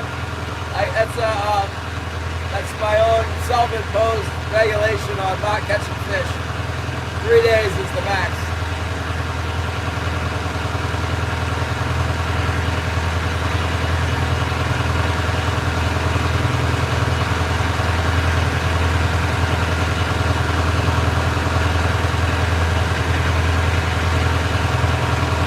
Let's see, 12:39. Yeah, the days are so short right now anyway. It's not taking a long time to come out here and look around. Pretty soon it's dark.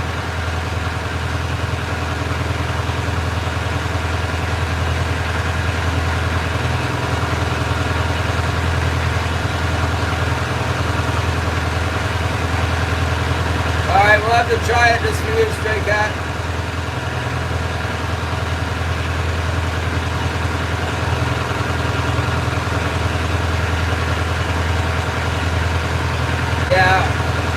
Yeah, in Canada, if you go due east of here, it's like super cold. When you get away from the ocean. Due east is the Northwest Territories, I believe, what they call it.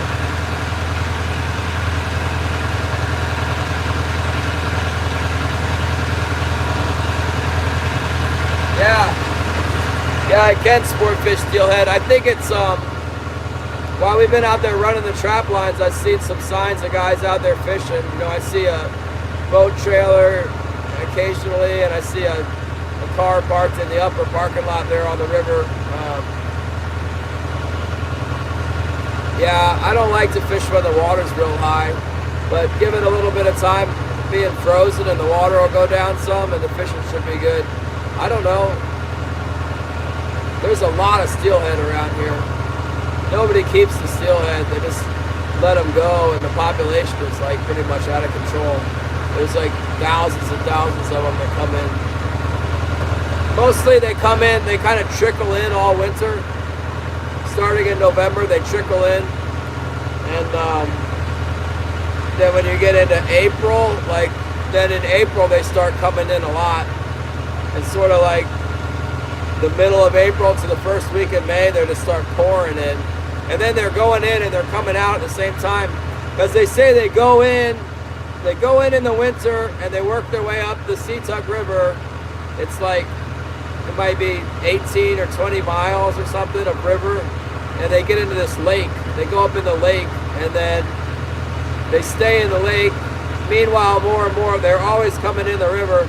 And then in the spring, like, the ice melts on the lake and all the fish come out of the lake, and there's all these fish coming in, and there's the fish in the river, and there's like thousands of tourists that come. It's a real circus down there in the spring. But in the wintertime, it's just very few people, very, very few. And sometimes the fishing is, I did it one year, it was spectacular. I caught like 23 one day up there.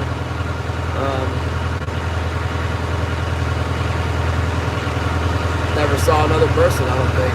But the next year I tried, I thought, oh man, I'm gonna do that again. And the next year, it sucked. So I don't know, it could be good or bad. There's some trout in there too, very few, but there's a few cutthroat and rainbow trout that are in there as well.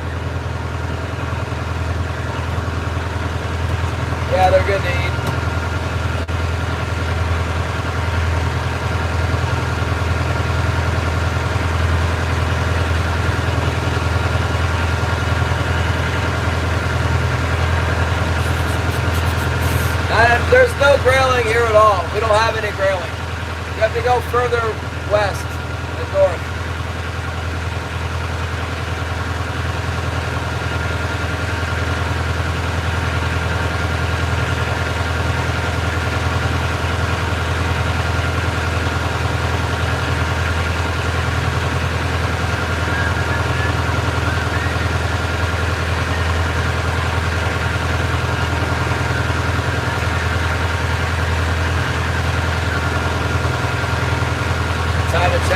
I don't want to. It's cold out there. I do need to check my float lines right now. I'm up for seed around this reef. I'm getting back to the main reef here. There's like, this is the racetrack. It's a really big reef here. You can see the racetrack. When the fishing's good, there's boats that like go around and around. You can go through the middle too. But we were over here. We went all the way over here. All the way over all of this.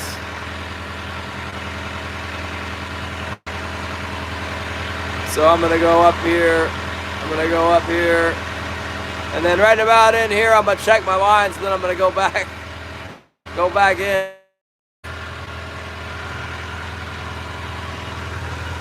Unless I see a bite. I can tell when they're on my heavies. When I got a link out on the heavy, I can usually tell. The floats, not so much. I don't know, not here. We might have seen a school of them today, it's hard to tell. It's definitely an off year. I heard they're catching some in Frederick Sound or whatever, Petersburg. Down there where Catching Alaska is. He should catch some fish, that guy. Yeah, I think that they spawn in the river mostly, but they go up in the lake for some reason. I don't know, just what they say, that they go into the lake. Seatuck Lake. Where I am, it's like, it's nice stuff. Oh, we got one. We got a fish. I think we got one. Oh, I think we got one for sure. Let's go! Oh, big one! Man, that's what I'm talking about. Oh my goodness! Let's go. No, I would like to put you in the chest rig, but I'm not trying to mess around with that thing and lose my only fish of the day here. Yeah, I don't want to lose the one fish we finally get a bite.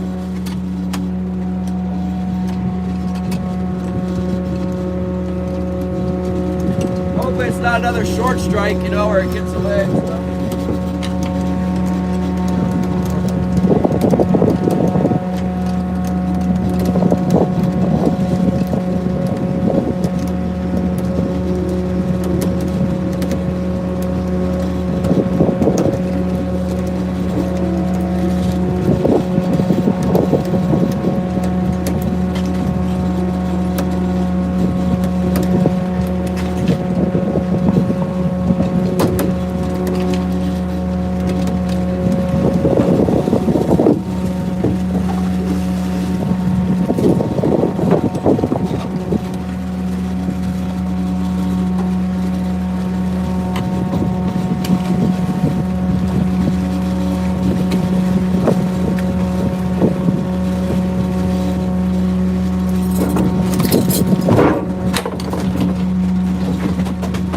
Gaffed him. Wasn't sure whether I had him or not. I got him.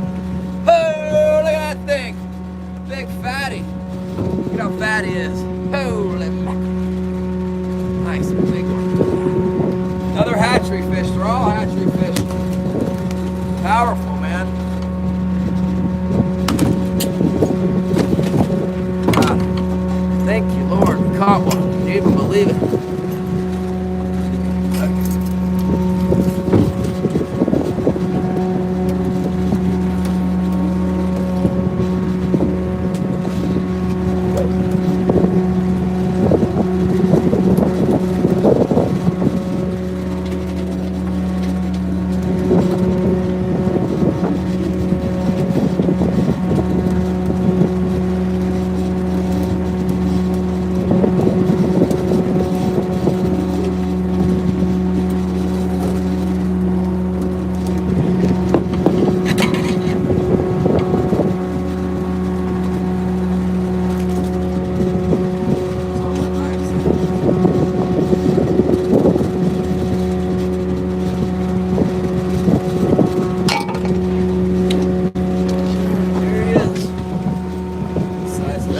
Nice big one. Yeah.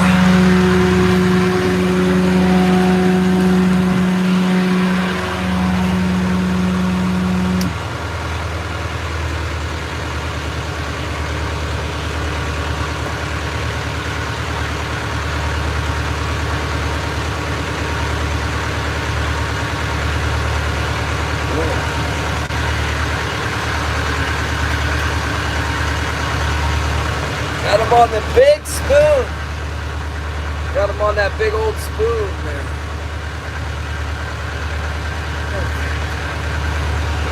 Only took 2 days to catch them. It's terrible out here. Yeah. Got them out in that open section like I was telling you. Look at this, get a pattern here with more than one fish. Like, come on.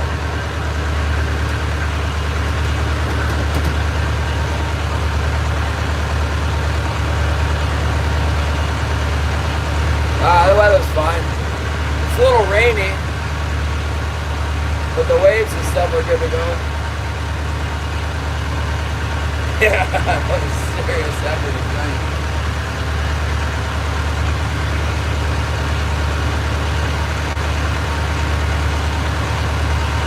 Well, it's a half a fish a day there. Yeah, finally got one. Got him on the QI Supreme number 7, all gold. At high speed, we were trolling really fast to get across the channel, and bam! And climbed on there. Let's see if there's a few more coming around right now.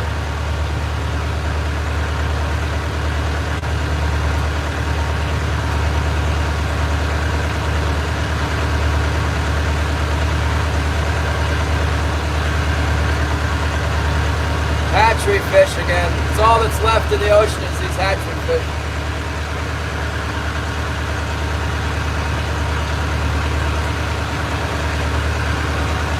Yeah, I'll be back out there in a minute to clean that thing.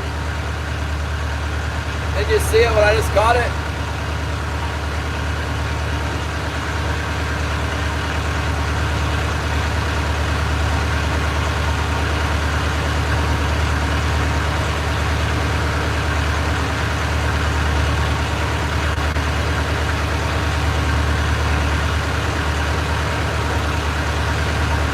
Yeah, I saved that little sliver of action. I saved it for the video clips that I've been making. I mostly make them for members. I like to keep a few for regular people, but the good ones I put out for members just so they get something for their subscription.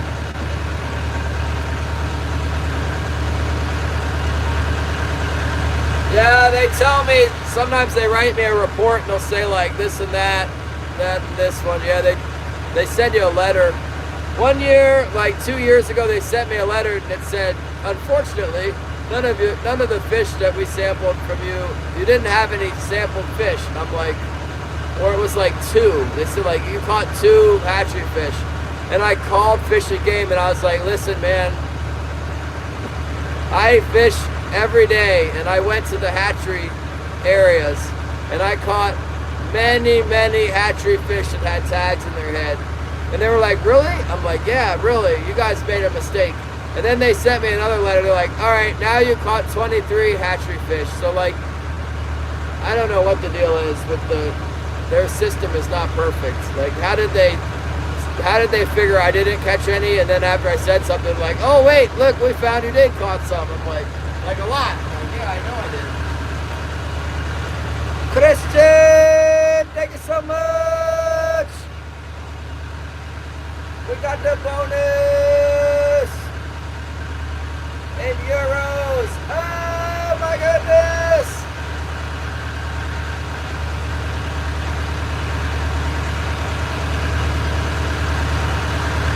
Yeah, they all come from British Columbia and Washington State. A few of them are from Oregon.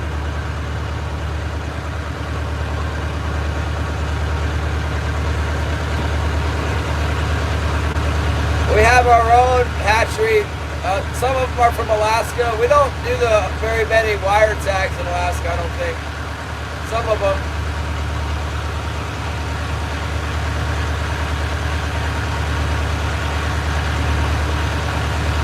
Let's go back over it. That one was on the lip of that deeper reef, like I was saying. Sometimes they line up in there in the late fall. I've got them there before.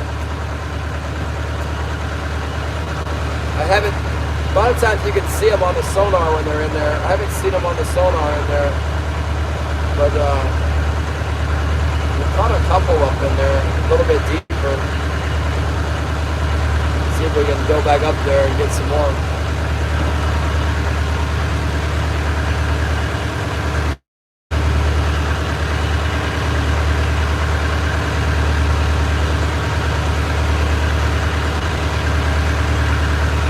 Some feed down there. That looks like herring and stuff on there. See that there? Looks like herring. That could be good. I mean, that's good. Just need some fish, man.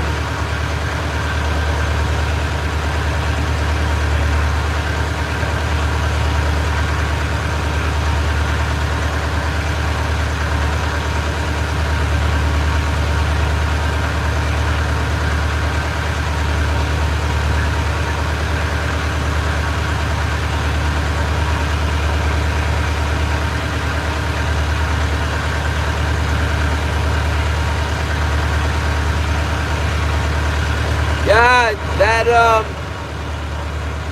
hook, I could see the hook was like not very deep in its mouth, and I freaked out and decided to green gaff him. It was kind of laying. I've learned that if you hook them up underneath the chin, you have a chance of throwing them in the boat without them jumping off the gaff. So I went for it. I hooked them under the chin and just threw them up in the boat without hitting them in the head. I've been practicing that technique. Especially when it's like, if the hook doesn't look like it's buried in there real deep, I'll try and green gaff them if they lay in the water the right way.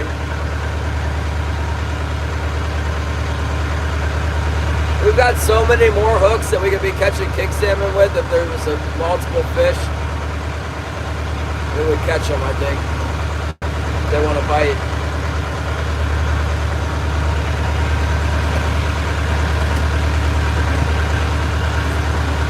Oh yeah, that's interesting. We don't need it here very much. Pretty much. Yeah, we're going back around right now. But I'm finishing the circuit. Like, the spot where I caught that fish, yeah, sometimes when I'm going, bringing my boat around to like where it's like, yeah, a lot. Like, this is where we get them. I'm down, this is where we catch them right now where I'm at. That other spot is like, yeah, occasionally. I want to keep checking. There's places where they congregate, you know, and I check that spot, and I go back over there where we caught that one in a minute.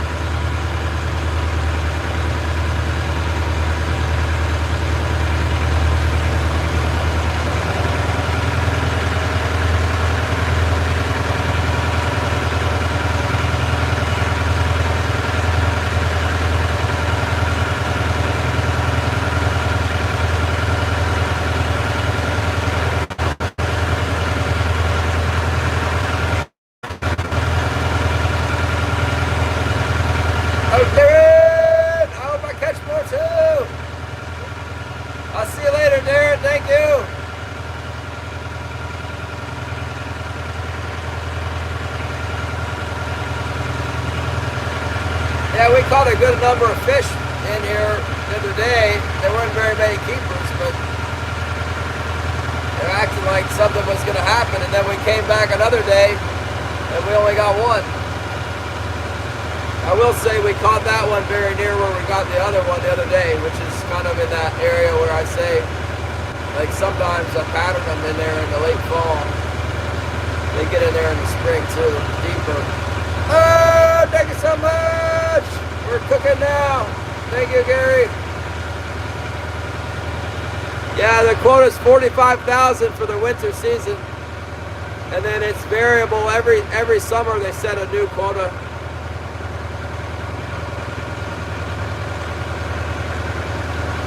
They cut it by 40% last year because there's not very many fish. But they keep the winter quota the same. It's the only thing I can do in the winter is fish for king salmon. There's no other fishery open, so when they make cuts, they cut it out of the summer. Because we can do a lot of stuff in the summer. But But the winter quota is always 45,000. Actually, they did cut it. I think they cut it when we didn't catch any fish like a while ago. Let's see what happens this year. We need to get some more fish caught. It would be nice if the price would reflect the fact that we're not catching any fish.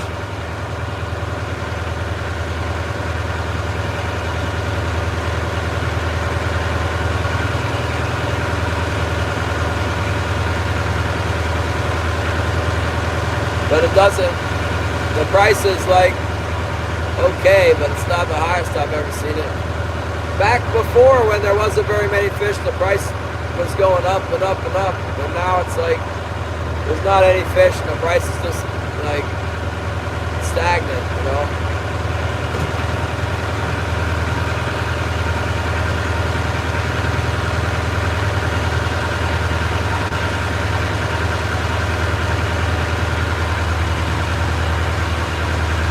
A lot of competition from farm fish, I guess.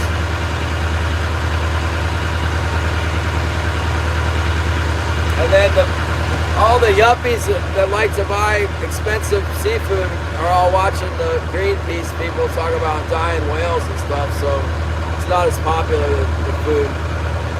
I sell it there's a buyer in town here. A wholesaler buys it. The price is $9 a pound right now. So that fish should be about 90 bucks or 100 bucks, depending on how much it weighs. Like 95 bucks. I'm gonna cover my fuel for the last couple days. Haven't made any money yet though.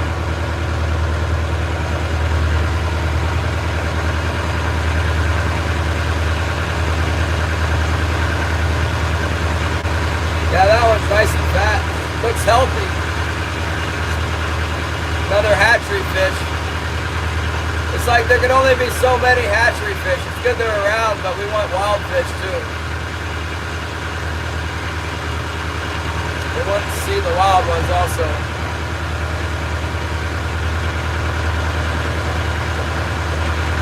Hey, there's Jarvis. What's up, Jarvis? We finally caught one. That's my only job. Other than YouTube.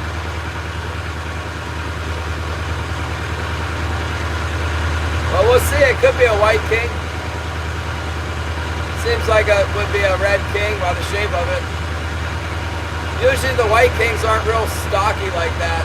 They'll be, sometimes the bigger ones will get kind of stocky, but fish that size and that shape are almost always red. We'll go find out in a minute here.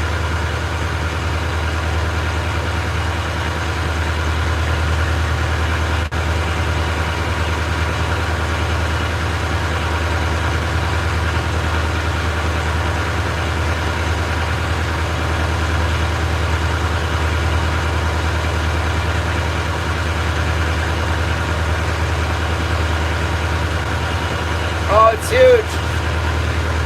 We have to stay inside the bays, but so my bay here is like, it goes back like 26 miles. We don't go back that far. It's about 18 miles across. We do go across the bay a lot if the weather's nice in the wintertime. Typically I go about, on average, I probably go about 5 miles from the harbor.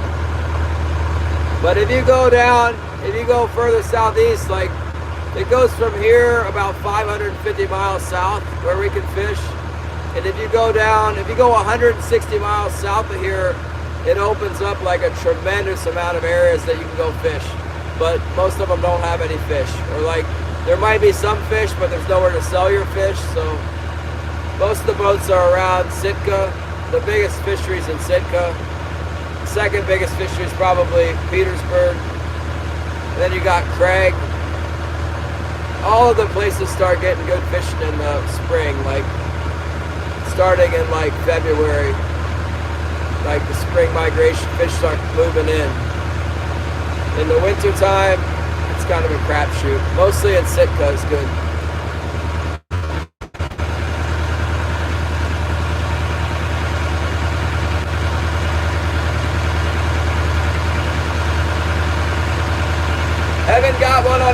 his hooks yet, but it's only a matter of time before we get one on one of those big herring.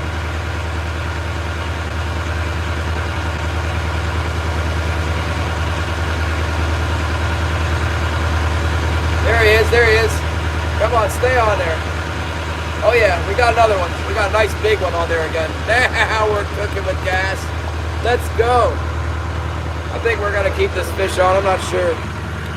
This one's for you, Gary. Put this phone in this here holder and get it in there, right? Yeah, got a nice one biting on there. Nice big one hitting that thing.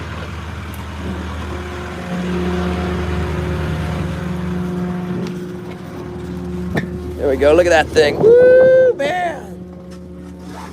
Are we zoomed in here or what? Let's unzoom that thing. Maybe this one will be on Andrew's hook. It's probably on that big spoon again though, or the emerald spoon. Maybe we got some moving in. You know, we did see that big school of fish. Might be some kings coming in. They're overdue. Watch this be a lingcod. It could be a lingcod. It hit an awful lot like a king salmon though. There he is on the emerald. Oh yeah.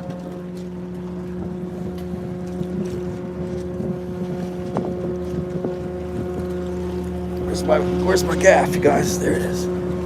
Oh no.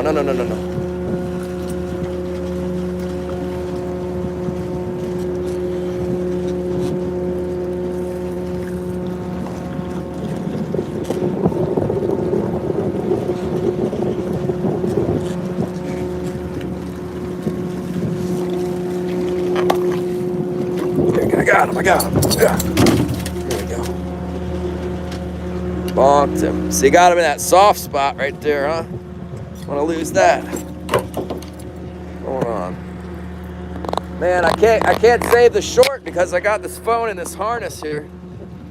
There we go. I think I got it saved now. What'd be really cool is if we could get some more fish.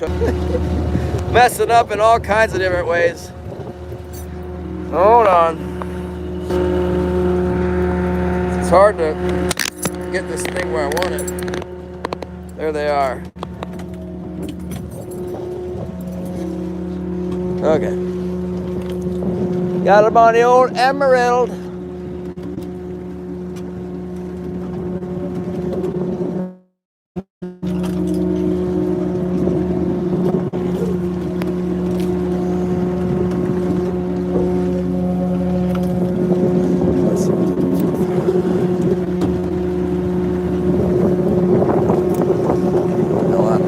Might have set it too deep on accident. Really sure there.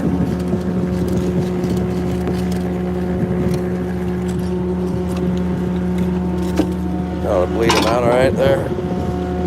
Okay.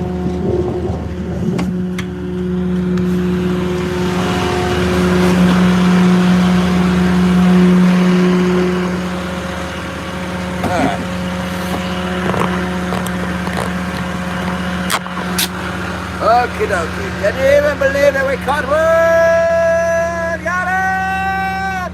Oh! No way! We got another one! Oh!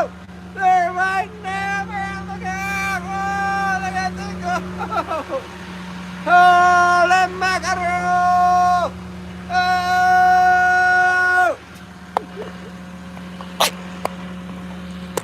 You guys, we get in the spot. Here we go. Let's slow this thing down here. Alright. Jump right back on there. Oh, I still got him.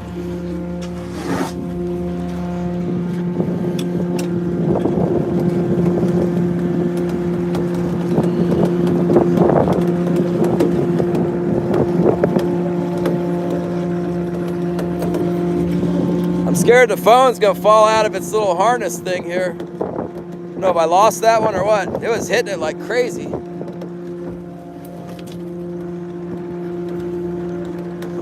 Wouldn't think he'd lose it the way it's hit. Oh, there it is. We got him on Andrew's hook. Does that look big enough to you, Gary?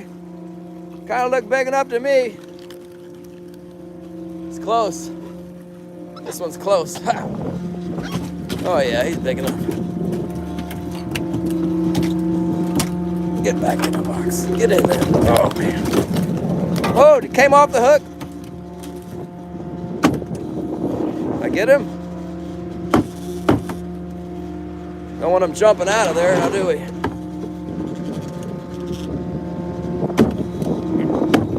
Got him now, all right.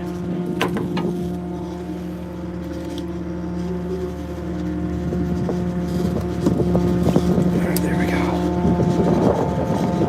Well, it'd be nice if I could save a short of that real quick. Well, I can though. I'm thinking about that.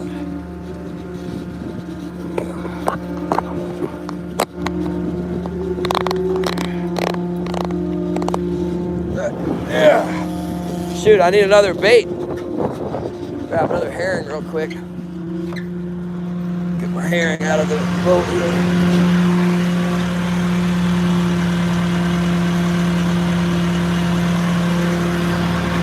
I got any herring? Running real low on herring. I got this busted old herring right here. That was on Andrew's gifted on the big 8/0 hook that he gave us. This big old 8/0 hook right here. Got him. Funny that he fell off of there, huh? But the important thing is we got him up in the boat before he fell off.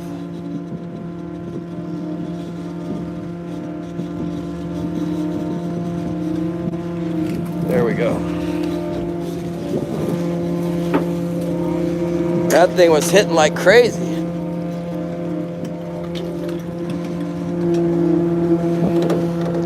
We got anything else on there? Nope. 2, 3,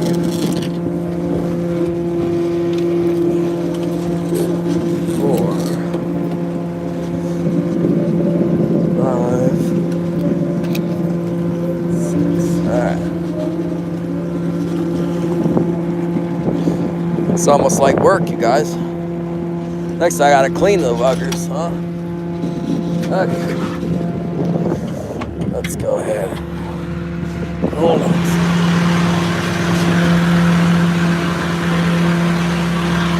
All that whining and grinding sound.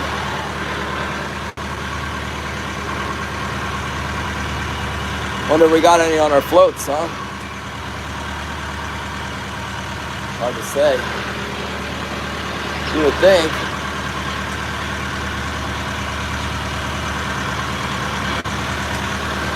Right.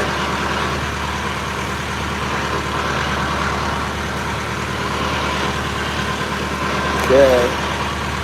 Gonna clean those fish real quick. Turn you guys around. We'll down there. Don't forget to like and subscribe to the Glacier Shark. Merchandise and memberships available. Also super chats. You can buy me a coffee or whatever.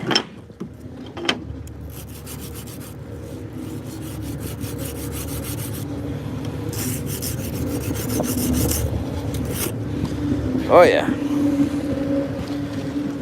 See him?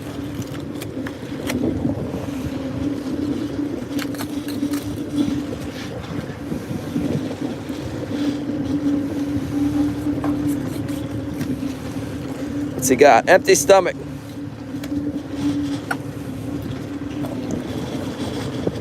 I got cut off the other day when I was doing this, and I thought maybe they cut me off and were gonna block me or something. Gutting the fish. Thinking like, great. Oh, there he goes. He's got the big cod. Killian was saying they had cod in them the other day over there at the other side. It would make sense that they'd be going after that big gold spoon then, huh?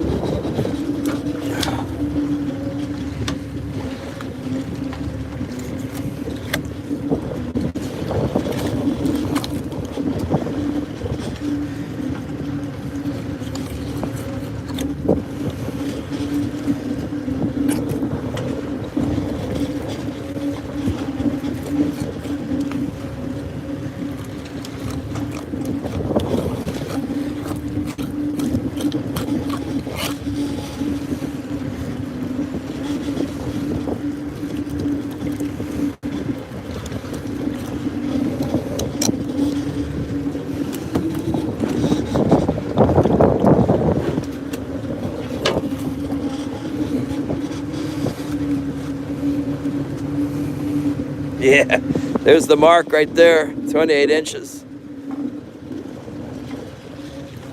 He's big enough, not by much.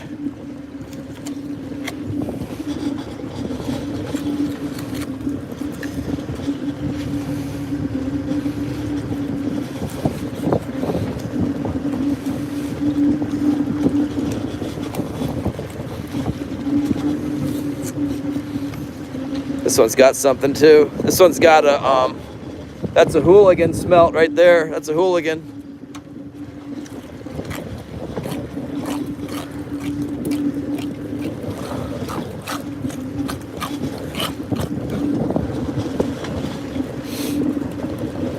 They love the hooligan.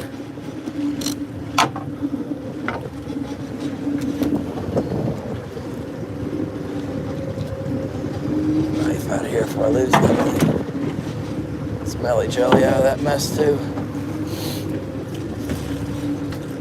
Hopefully the fish buyer doesn't number 2 this guy. He came up like that. I don't know what his problem is. This fish. He probably will. The guy's been looking for somebody's fish to number 2.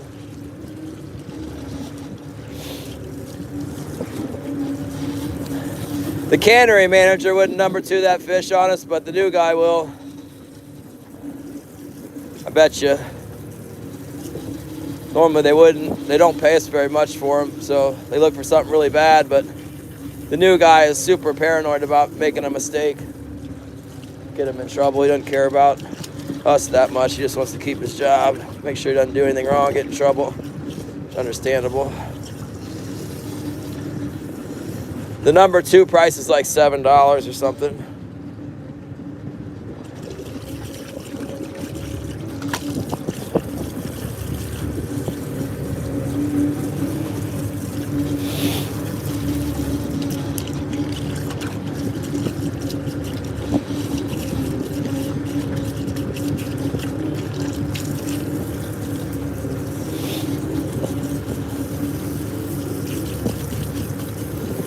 Little one's a wild fish.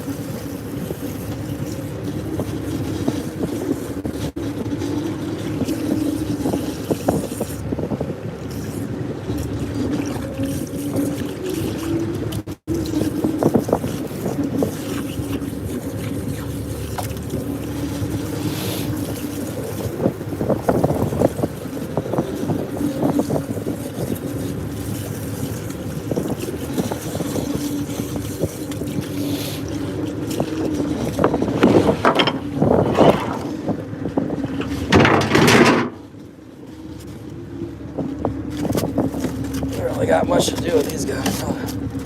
Looks like they're nicely iced, better than I thought. With that going on in there. There's a small one. Make sure the small one doesn't get his tail pinched the wrong way.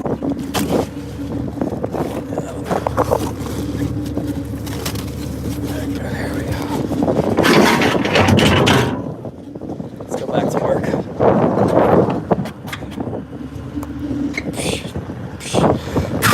Thanks for stopping by. Whoa, look out for the drops of water.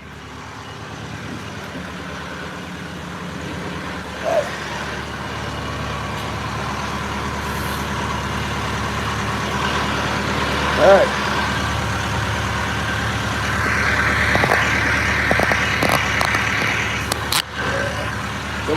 more? Can we do one more?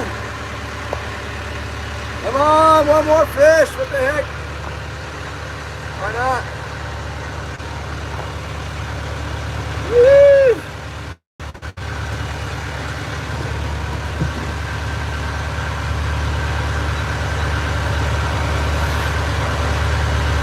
Trisha Nerdy, hello.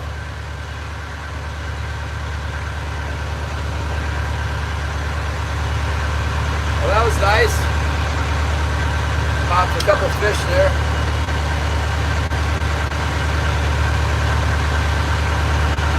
I'm seeing the feed. I'm seeing the feed. Oh, come on, fish. Let's do this thing.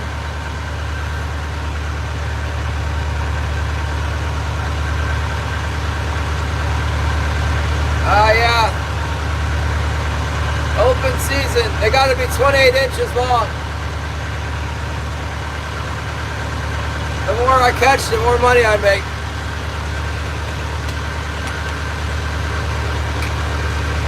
I bet we got one on that plug by now, Shannon.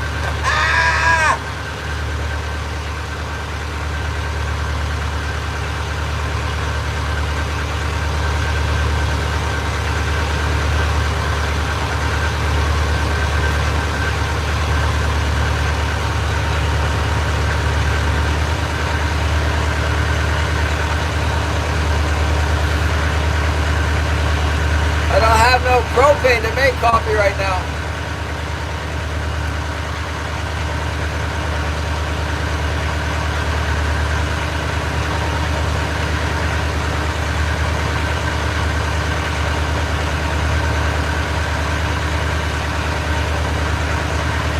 You'd think we'd have one hiding on our floats by now with all that going down.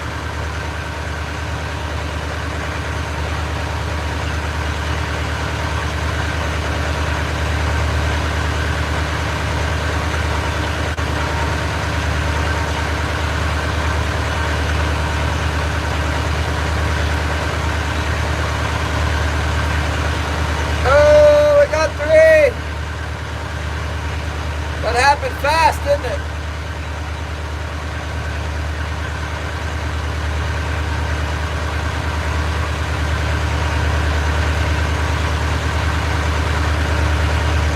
Let's see if we can get 3 more.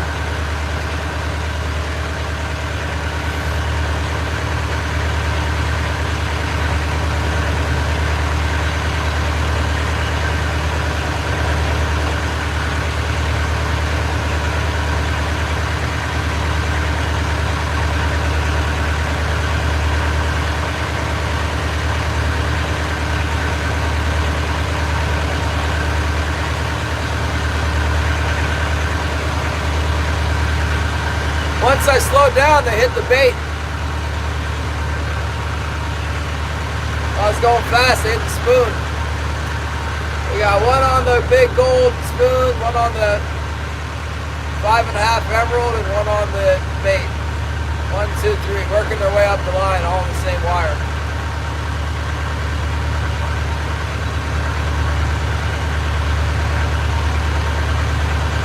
I'm just doing the same drag as I did before. I went all the way down to the bottom, then I'm going to come back up.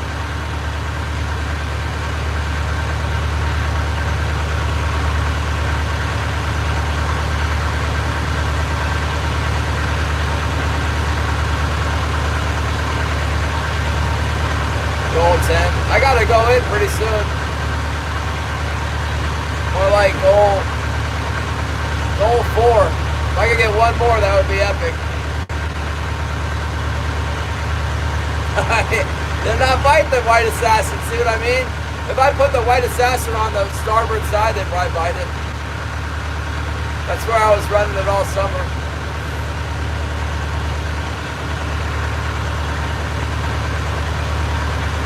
I know, I need some, right? I don't have a inverter right now. I used to have an inverter. I do have an inverter, but it doesn't work. Maybe I can repair it. And there could be something on there now, Gary. I haven't checked it.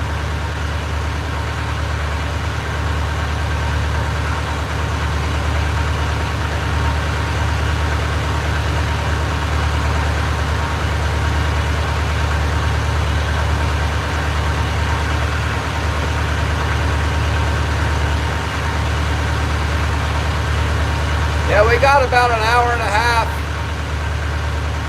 to try and catch one more.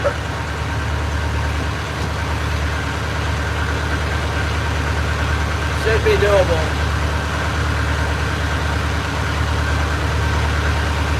Seems like we got some keepers around today. I'm in the zone right now. Well, I'm not quite there. I'm gonna go back across this long stretch over here. And when I line up on that long stretch, I'll run my floats. We'll have time to go back out over the open and then come back against the side of this reef again. There's probably just a school of fish that just moved through. I'd like for them to set up shop down here where I keep going down like a spot I tell you where they congregate. Usually don't catch a whole bunch of them where we've been catching them. But they congregate down this corner. Caught them down there the other day, they were just too small.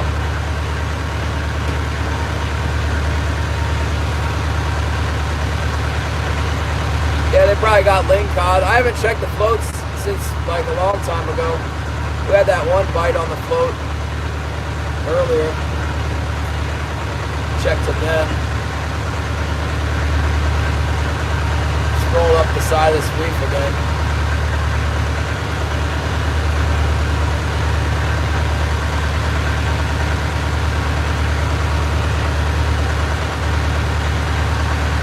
We're going for one on the plug, Gary. They're eating the big, they got some cod in them right now. That's a good sign for running the plug. I should put the big plug out. I get it out of my bilge and put it out there with the oil on it.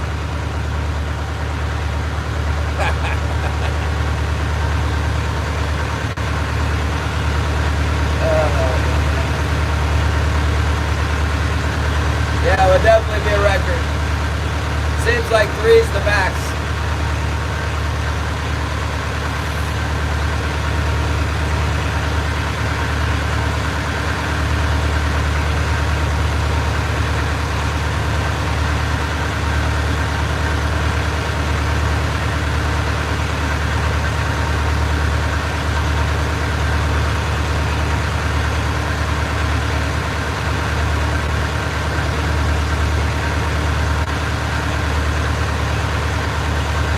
Out there, we got a plug out there, but it's high up on the wire. The fish have been pretty deep. We got that one little one kind of shallow.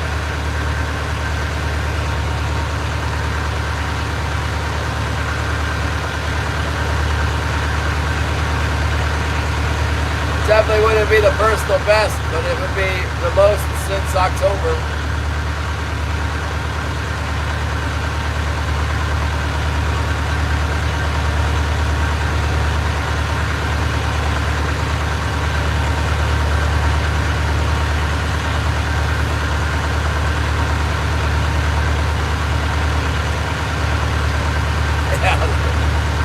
Plug 50-50, half oil and half 500 color.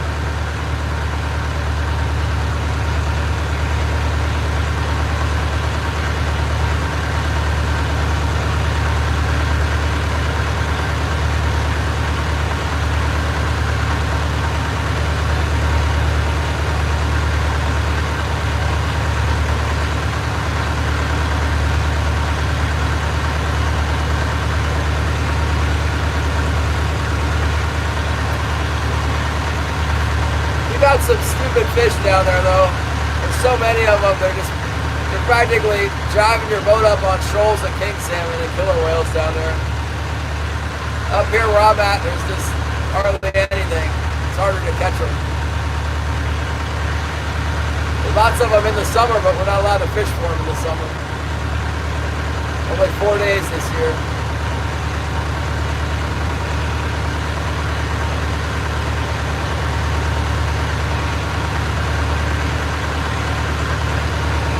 I'm averaging 2 a day right now.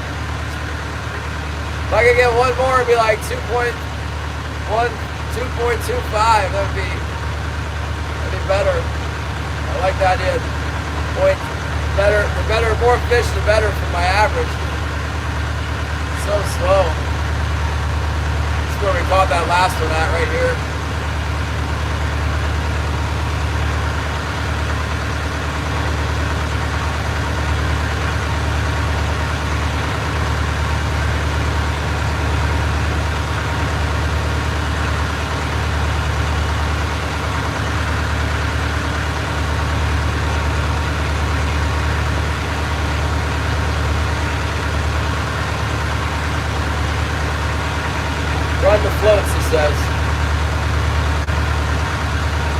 Well, YouTube seems to like the chest view. You guys like the fighting view with the fighting of the fish? That's new. I've like showed the fish briefly, but you get the whole fight. I'm not able to show the gaffing of the fish, but the rest of it. That fish I fought on the chest cam fought pretty hard.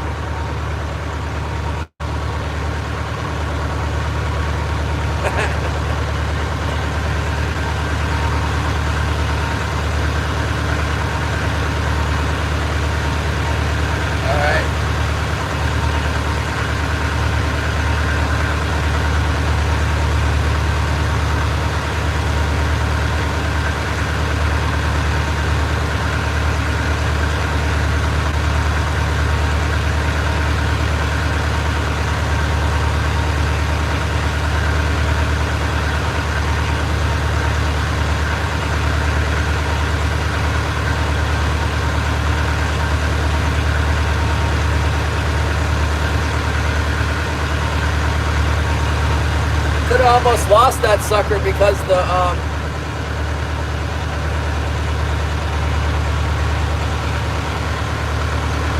hook fell out on the boat. I don't know how the heck I got the hook out of its mouth. It's a big old 8-aught hook. Somehow it shook it. It's not a bit sunk all the way in there or something. Alright, let's go across that long straightaway there. That might be all she wrote. A few fish popped up in between the tide, and then we happened to be in the right place at the right time. Not a whole bunch of them all around us. We were right there when they came through. We decided to bite.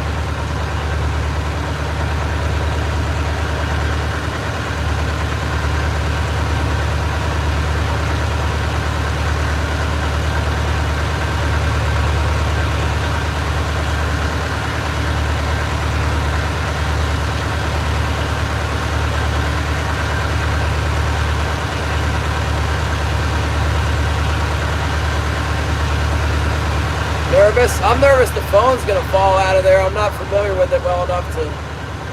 It's so hard to make sure you got the thing secured right. We better put a bigger plug out there for Shannon. They can't see that little one well enough. I think we should put this one out there. The big plug. It needs a bigger hook though. That's a 7-aught hook. We didn't put the 8-aught hook on there.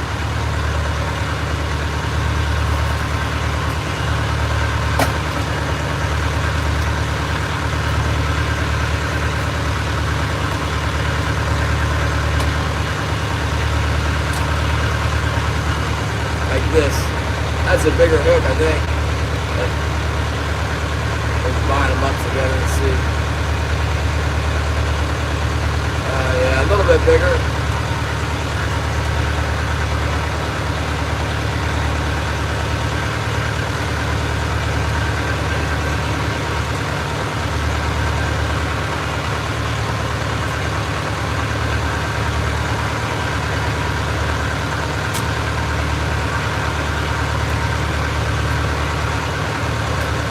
Shannon must not be watching or he'd be putting up a protest to this.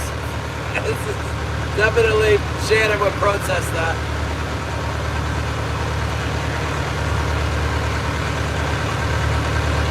The color of this plug is like kind of brown. I guess we could clean it off. Let's clean it real quick.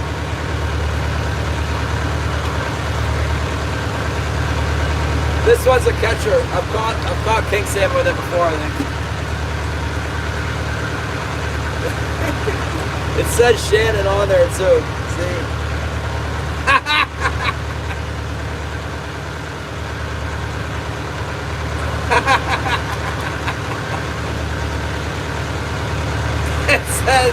It says Shannon right on it.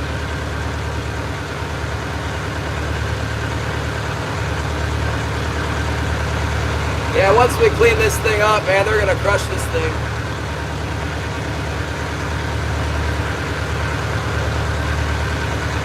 It doesn't matter what I use as long as I got a spoon and a herring down deep. We'll get them on the heavies.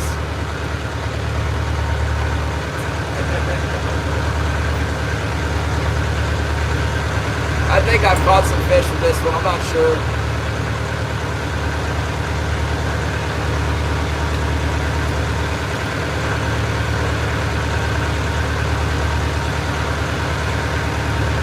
Doesn't seem to have a lot of tooth marks, but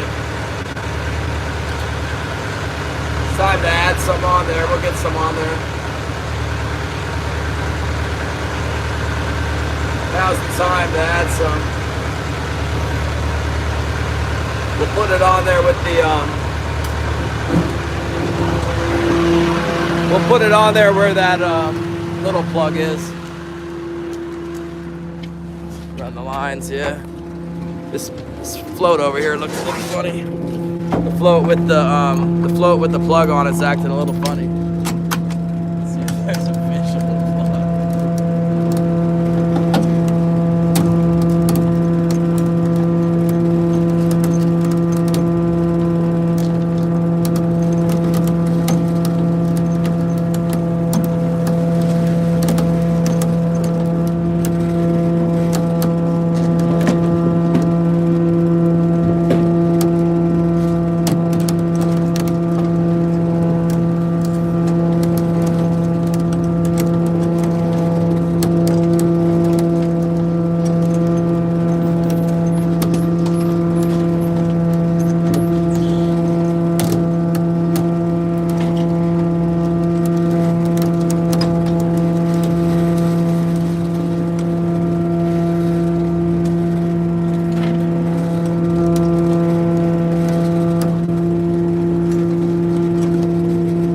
Go get some more big spoons.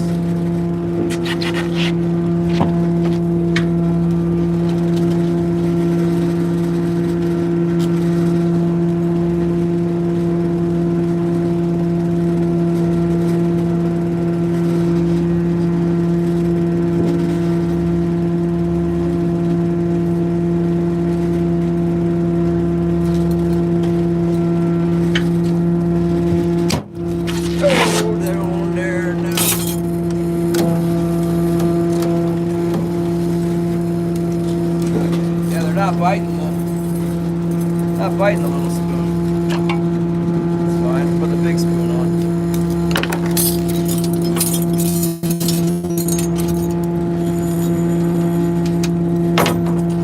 Oh, I'm not giving it my number 7 spoon on the call.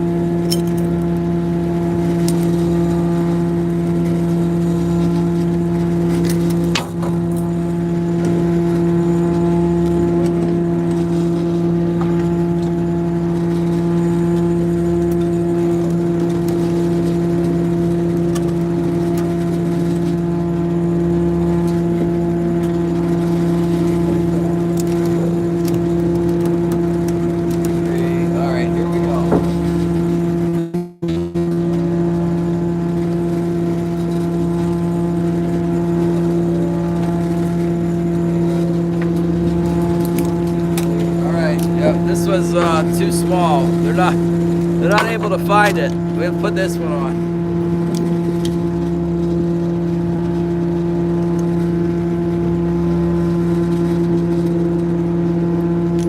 Very thin line, very long leader.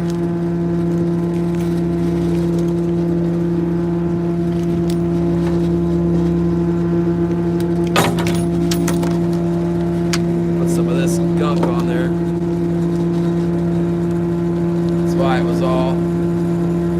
Why it was all brown before, because it had the scent on it.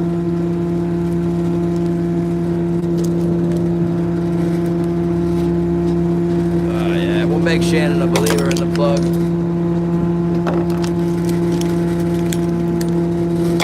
Here we go.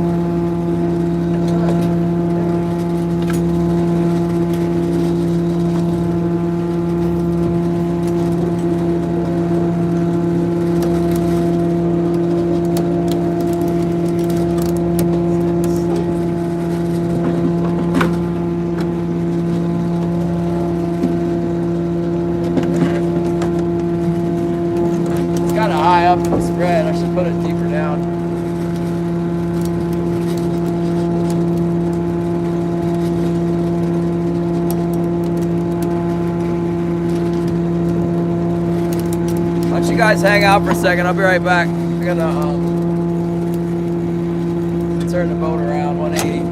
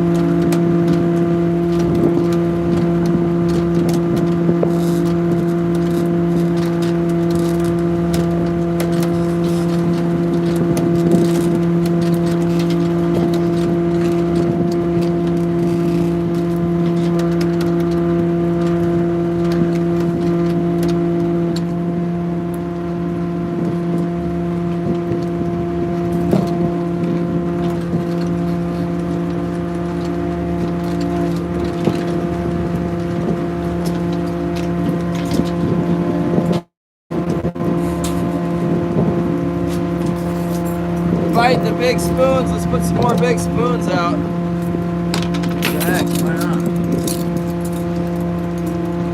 Make something happen around here.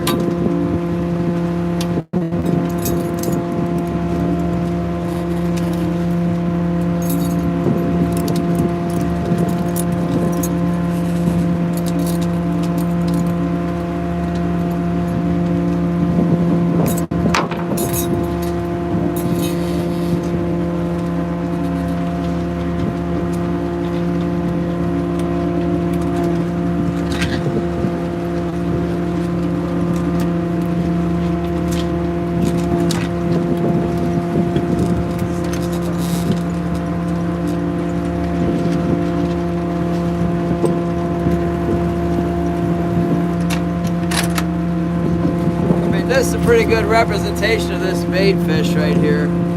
See the color of it and everything? This may be even better. See? Whatever. Got all that, and then they still bite the big giant spoon.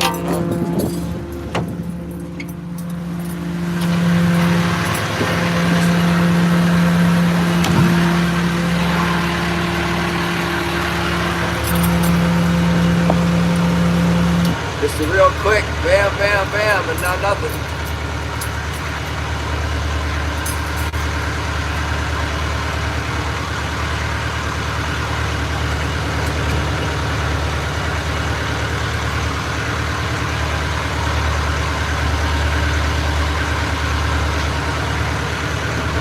Oh.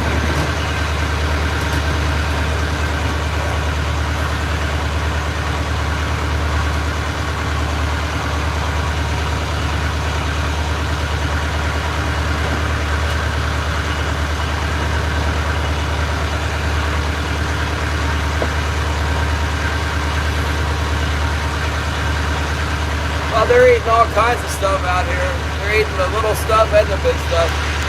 They'll eat anything they see. Ask Shannon. Yeah, now my charger's not working again.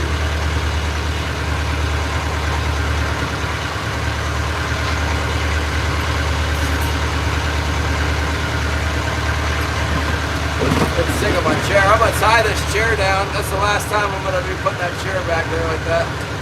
Tie that sucker down. There we go.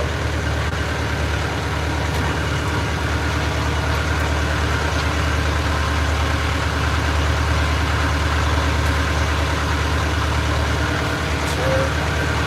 Stuff out of wood.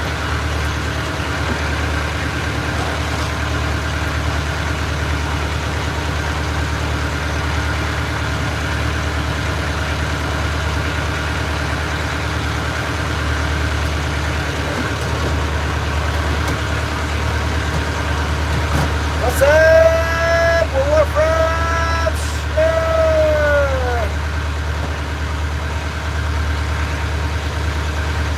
No, they quit. 1, 2, 3, and then they're gone. I just ran all the lines. I put some bigger gear out there. I saw that they are pretty aggressive, and they one of them had a pretty big sized cod in it, and my buddy boat was telling me that he was getting them on the big spoons and that they also had cod in them. So I put more big spoons out there. Took off a couple little spoons.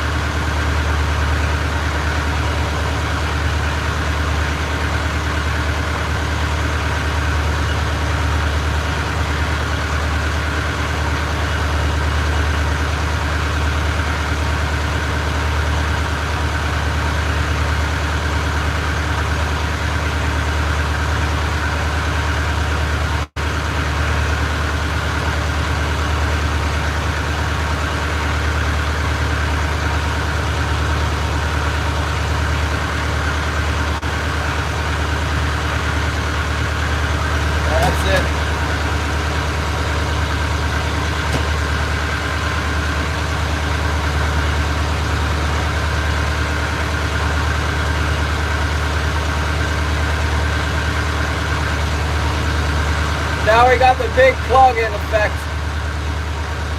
The jumbo plug. We got the big one out there now, Shannon.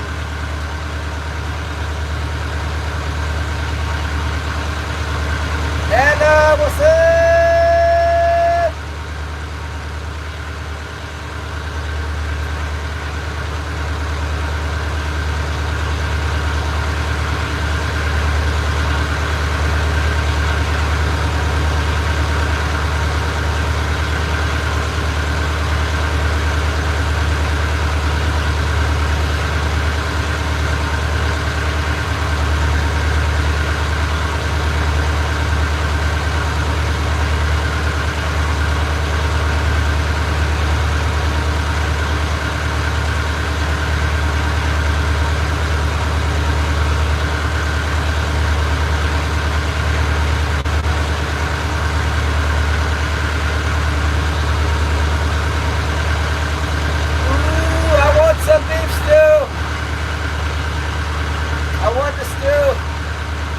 Some moose at home. It's marinated in teriyaki sauce.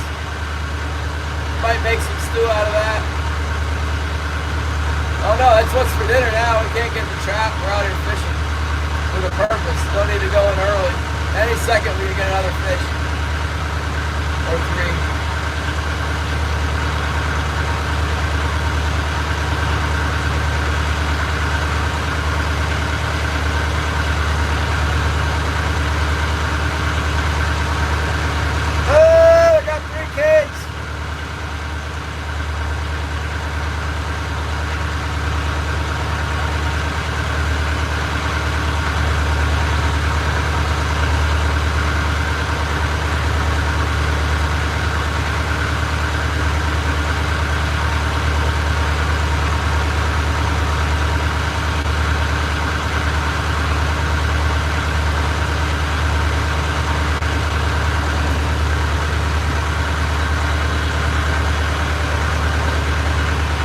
Go down to the point of this reef one more time.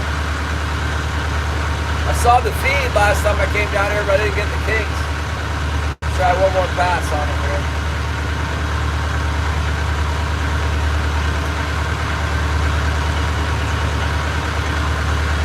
Remind me to get bait. I need to get bait tonight.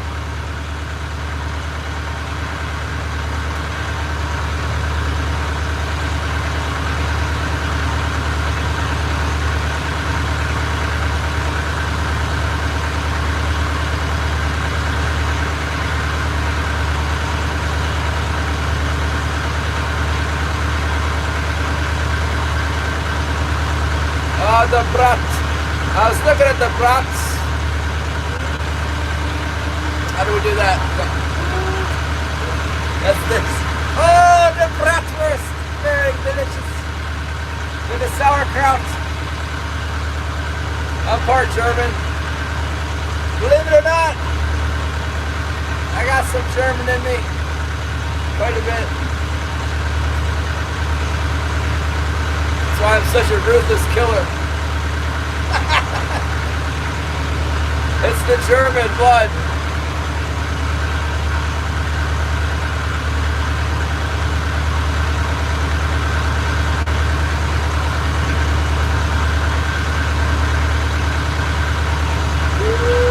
Ruben Flores! Watch Ruben Flores! Watch James right now! Woo!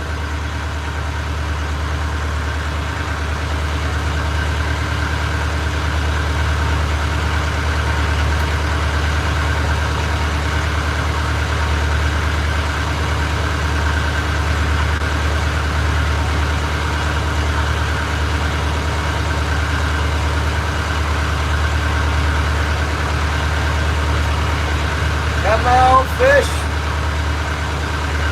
Let's do this thing. You can fight. Fight it again.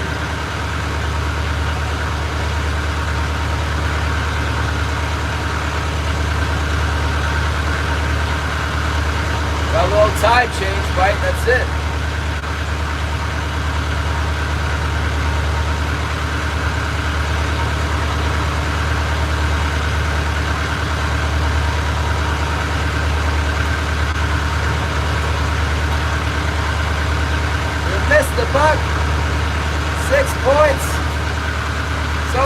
excitement.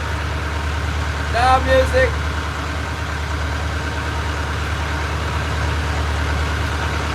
Nope. I like to listen to the engine. Sometimes something goes wrong, I hear it in the engine. Sometimes, if I am not streaming, I watch YouTube and I put the earbuds in and watch YouTube. I watch fishing and hunting on YouTube.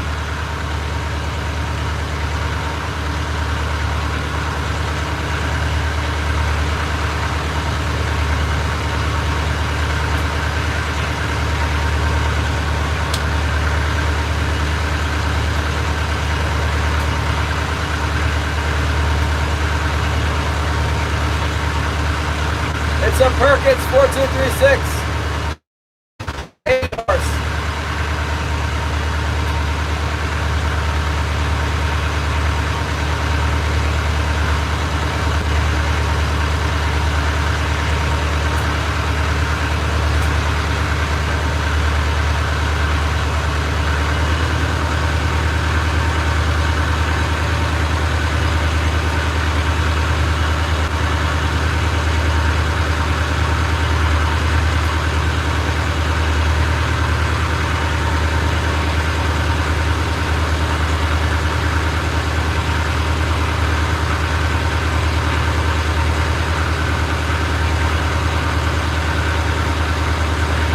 Yeah, an 80 horsepower diesel engine. A Perkins. English make. No way with the Volvo. It's a Perkins. That's what they put in these boats. I got a Monterey Clipper, 32-foot Monterey Clipper. That's what they put in their stock. Yeah, Perkins.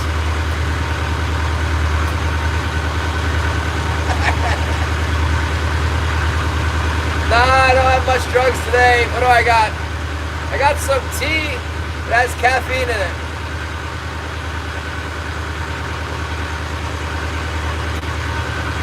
I am participating in the commerce of the United States of America. We have king salmon on board, one of our fine products here in the USA.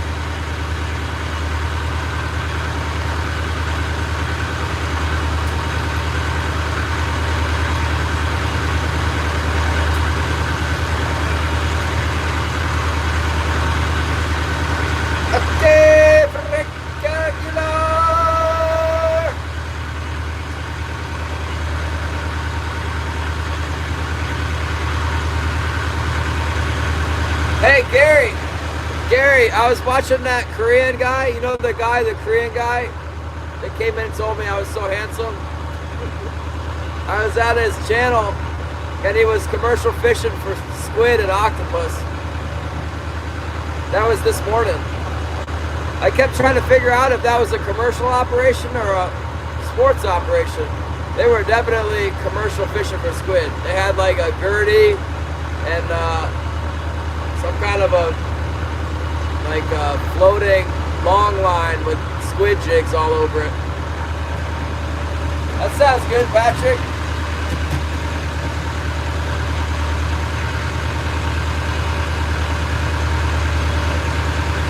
Hey, fishy. I don't know that song.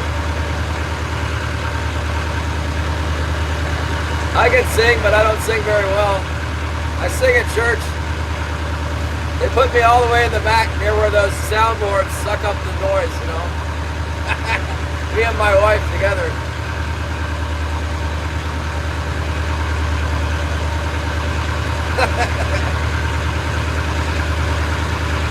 If I get enough fish, I'll start singing for you.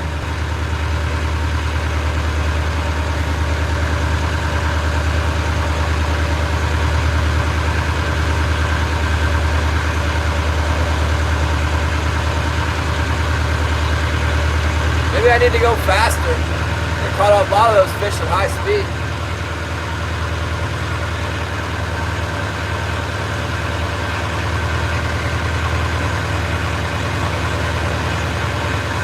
Start trolling back towards the harbor. Last pass, fishy!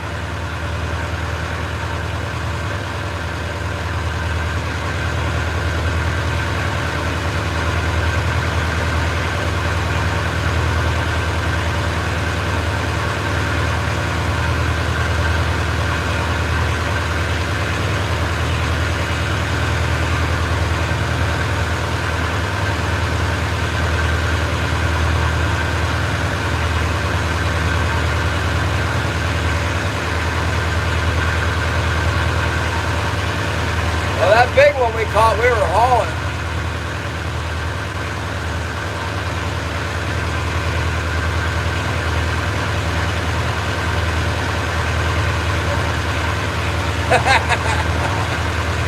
When you were 12. And, oh my goodness. That's got to be a true story. That has the ring of truth to it.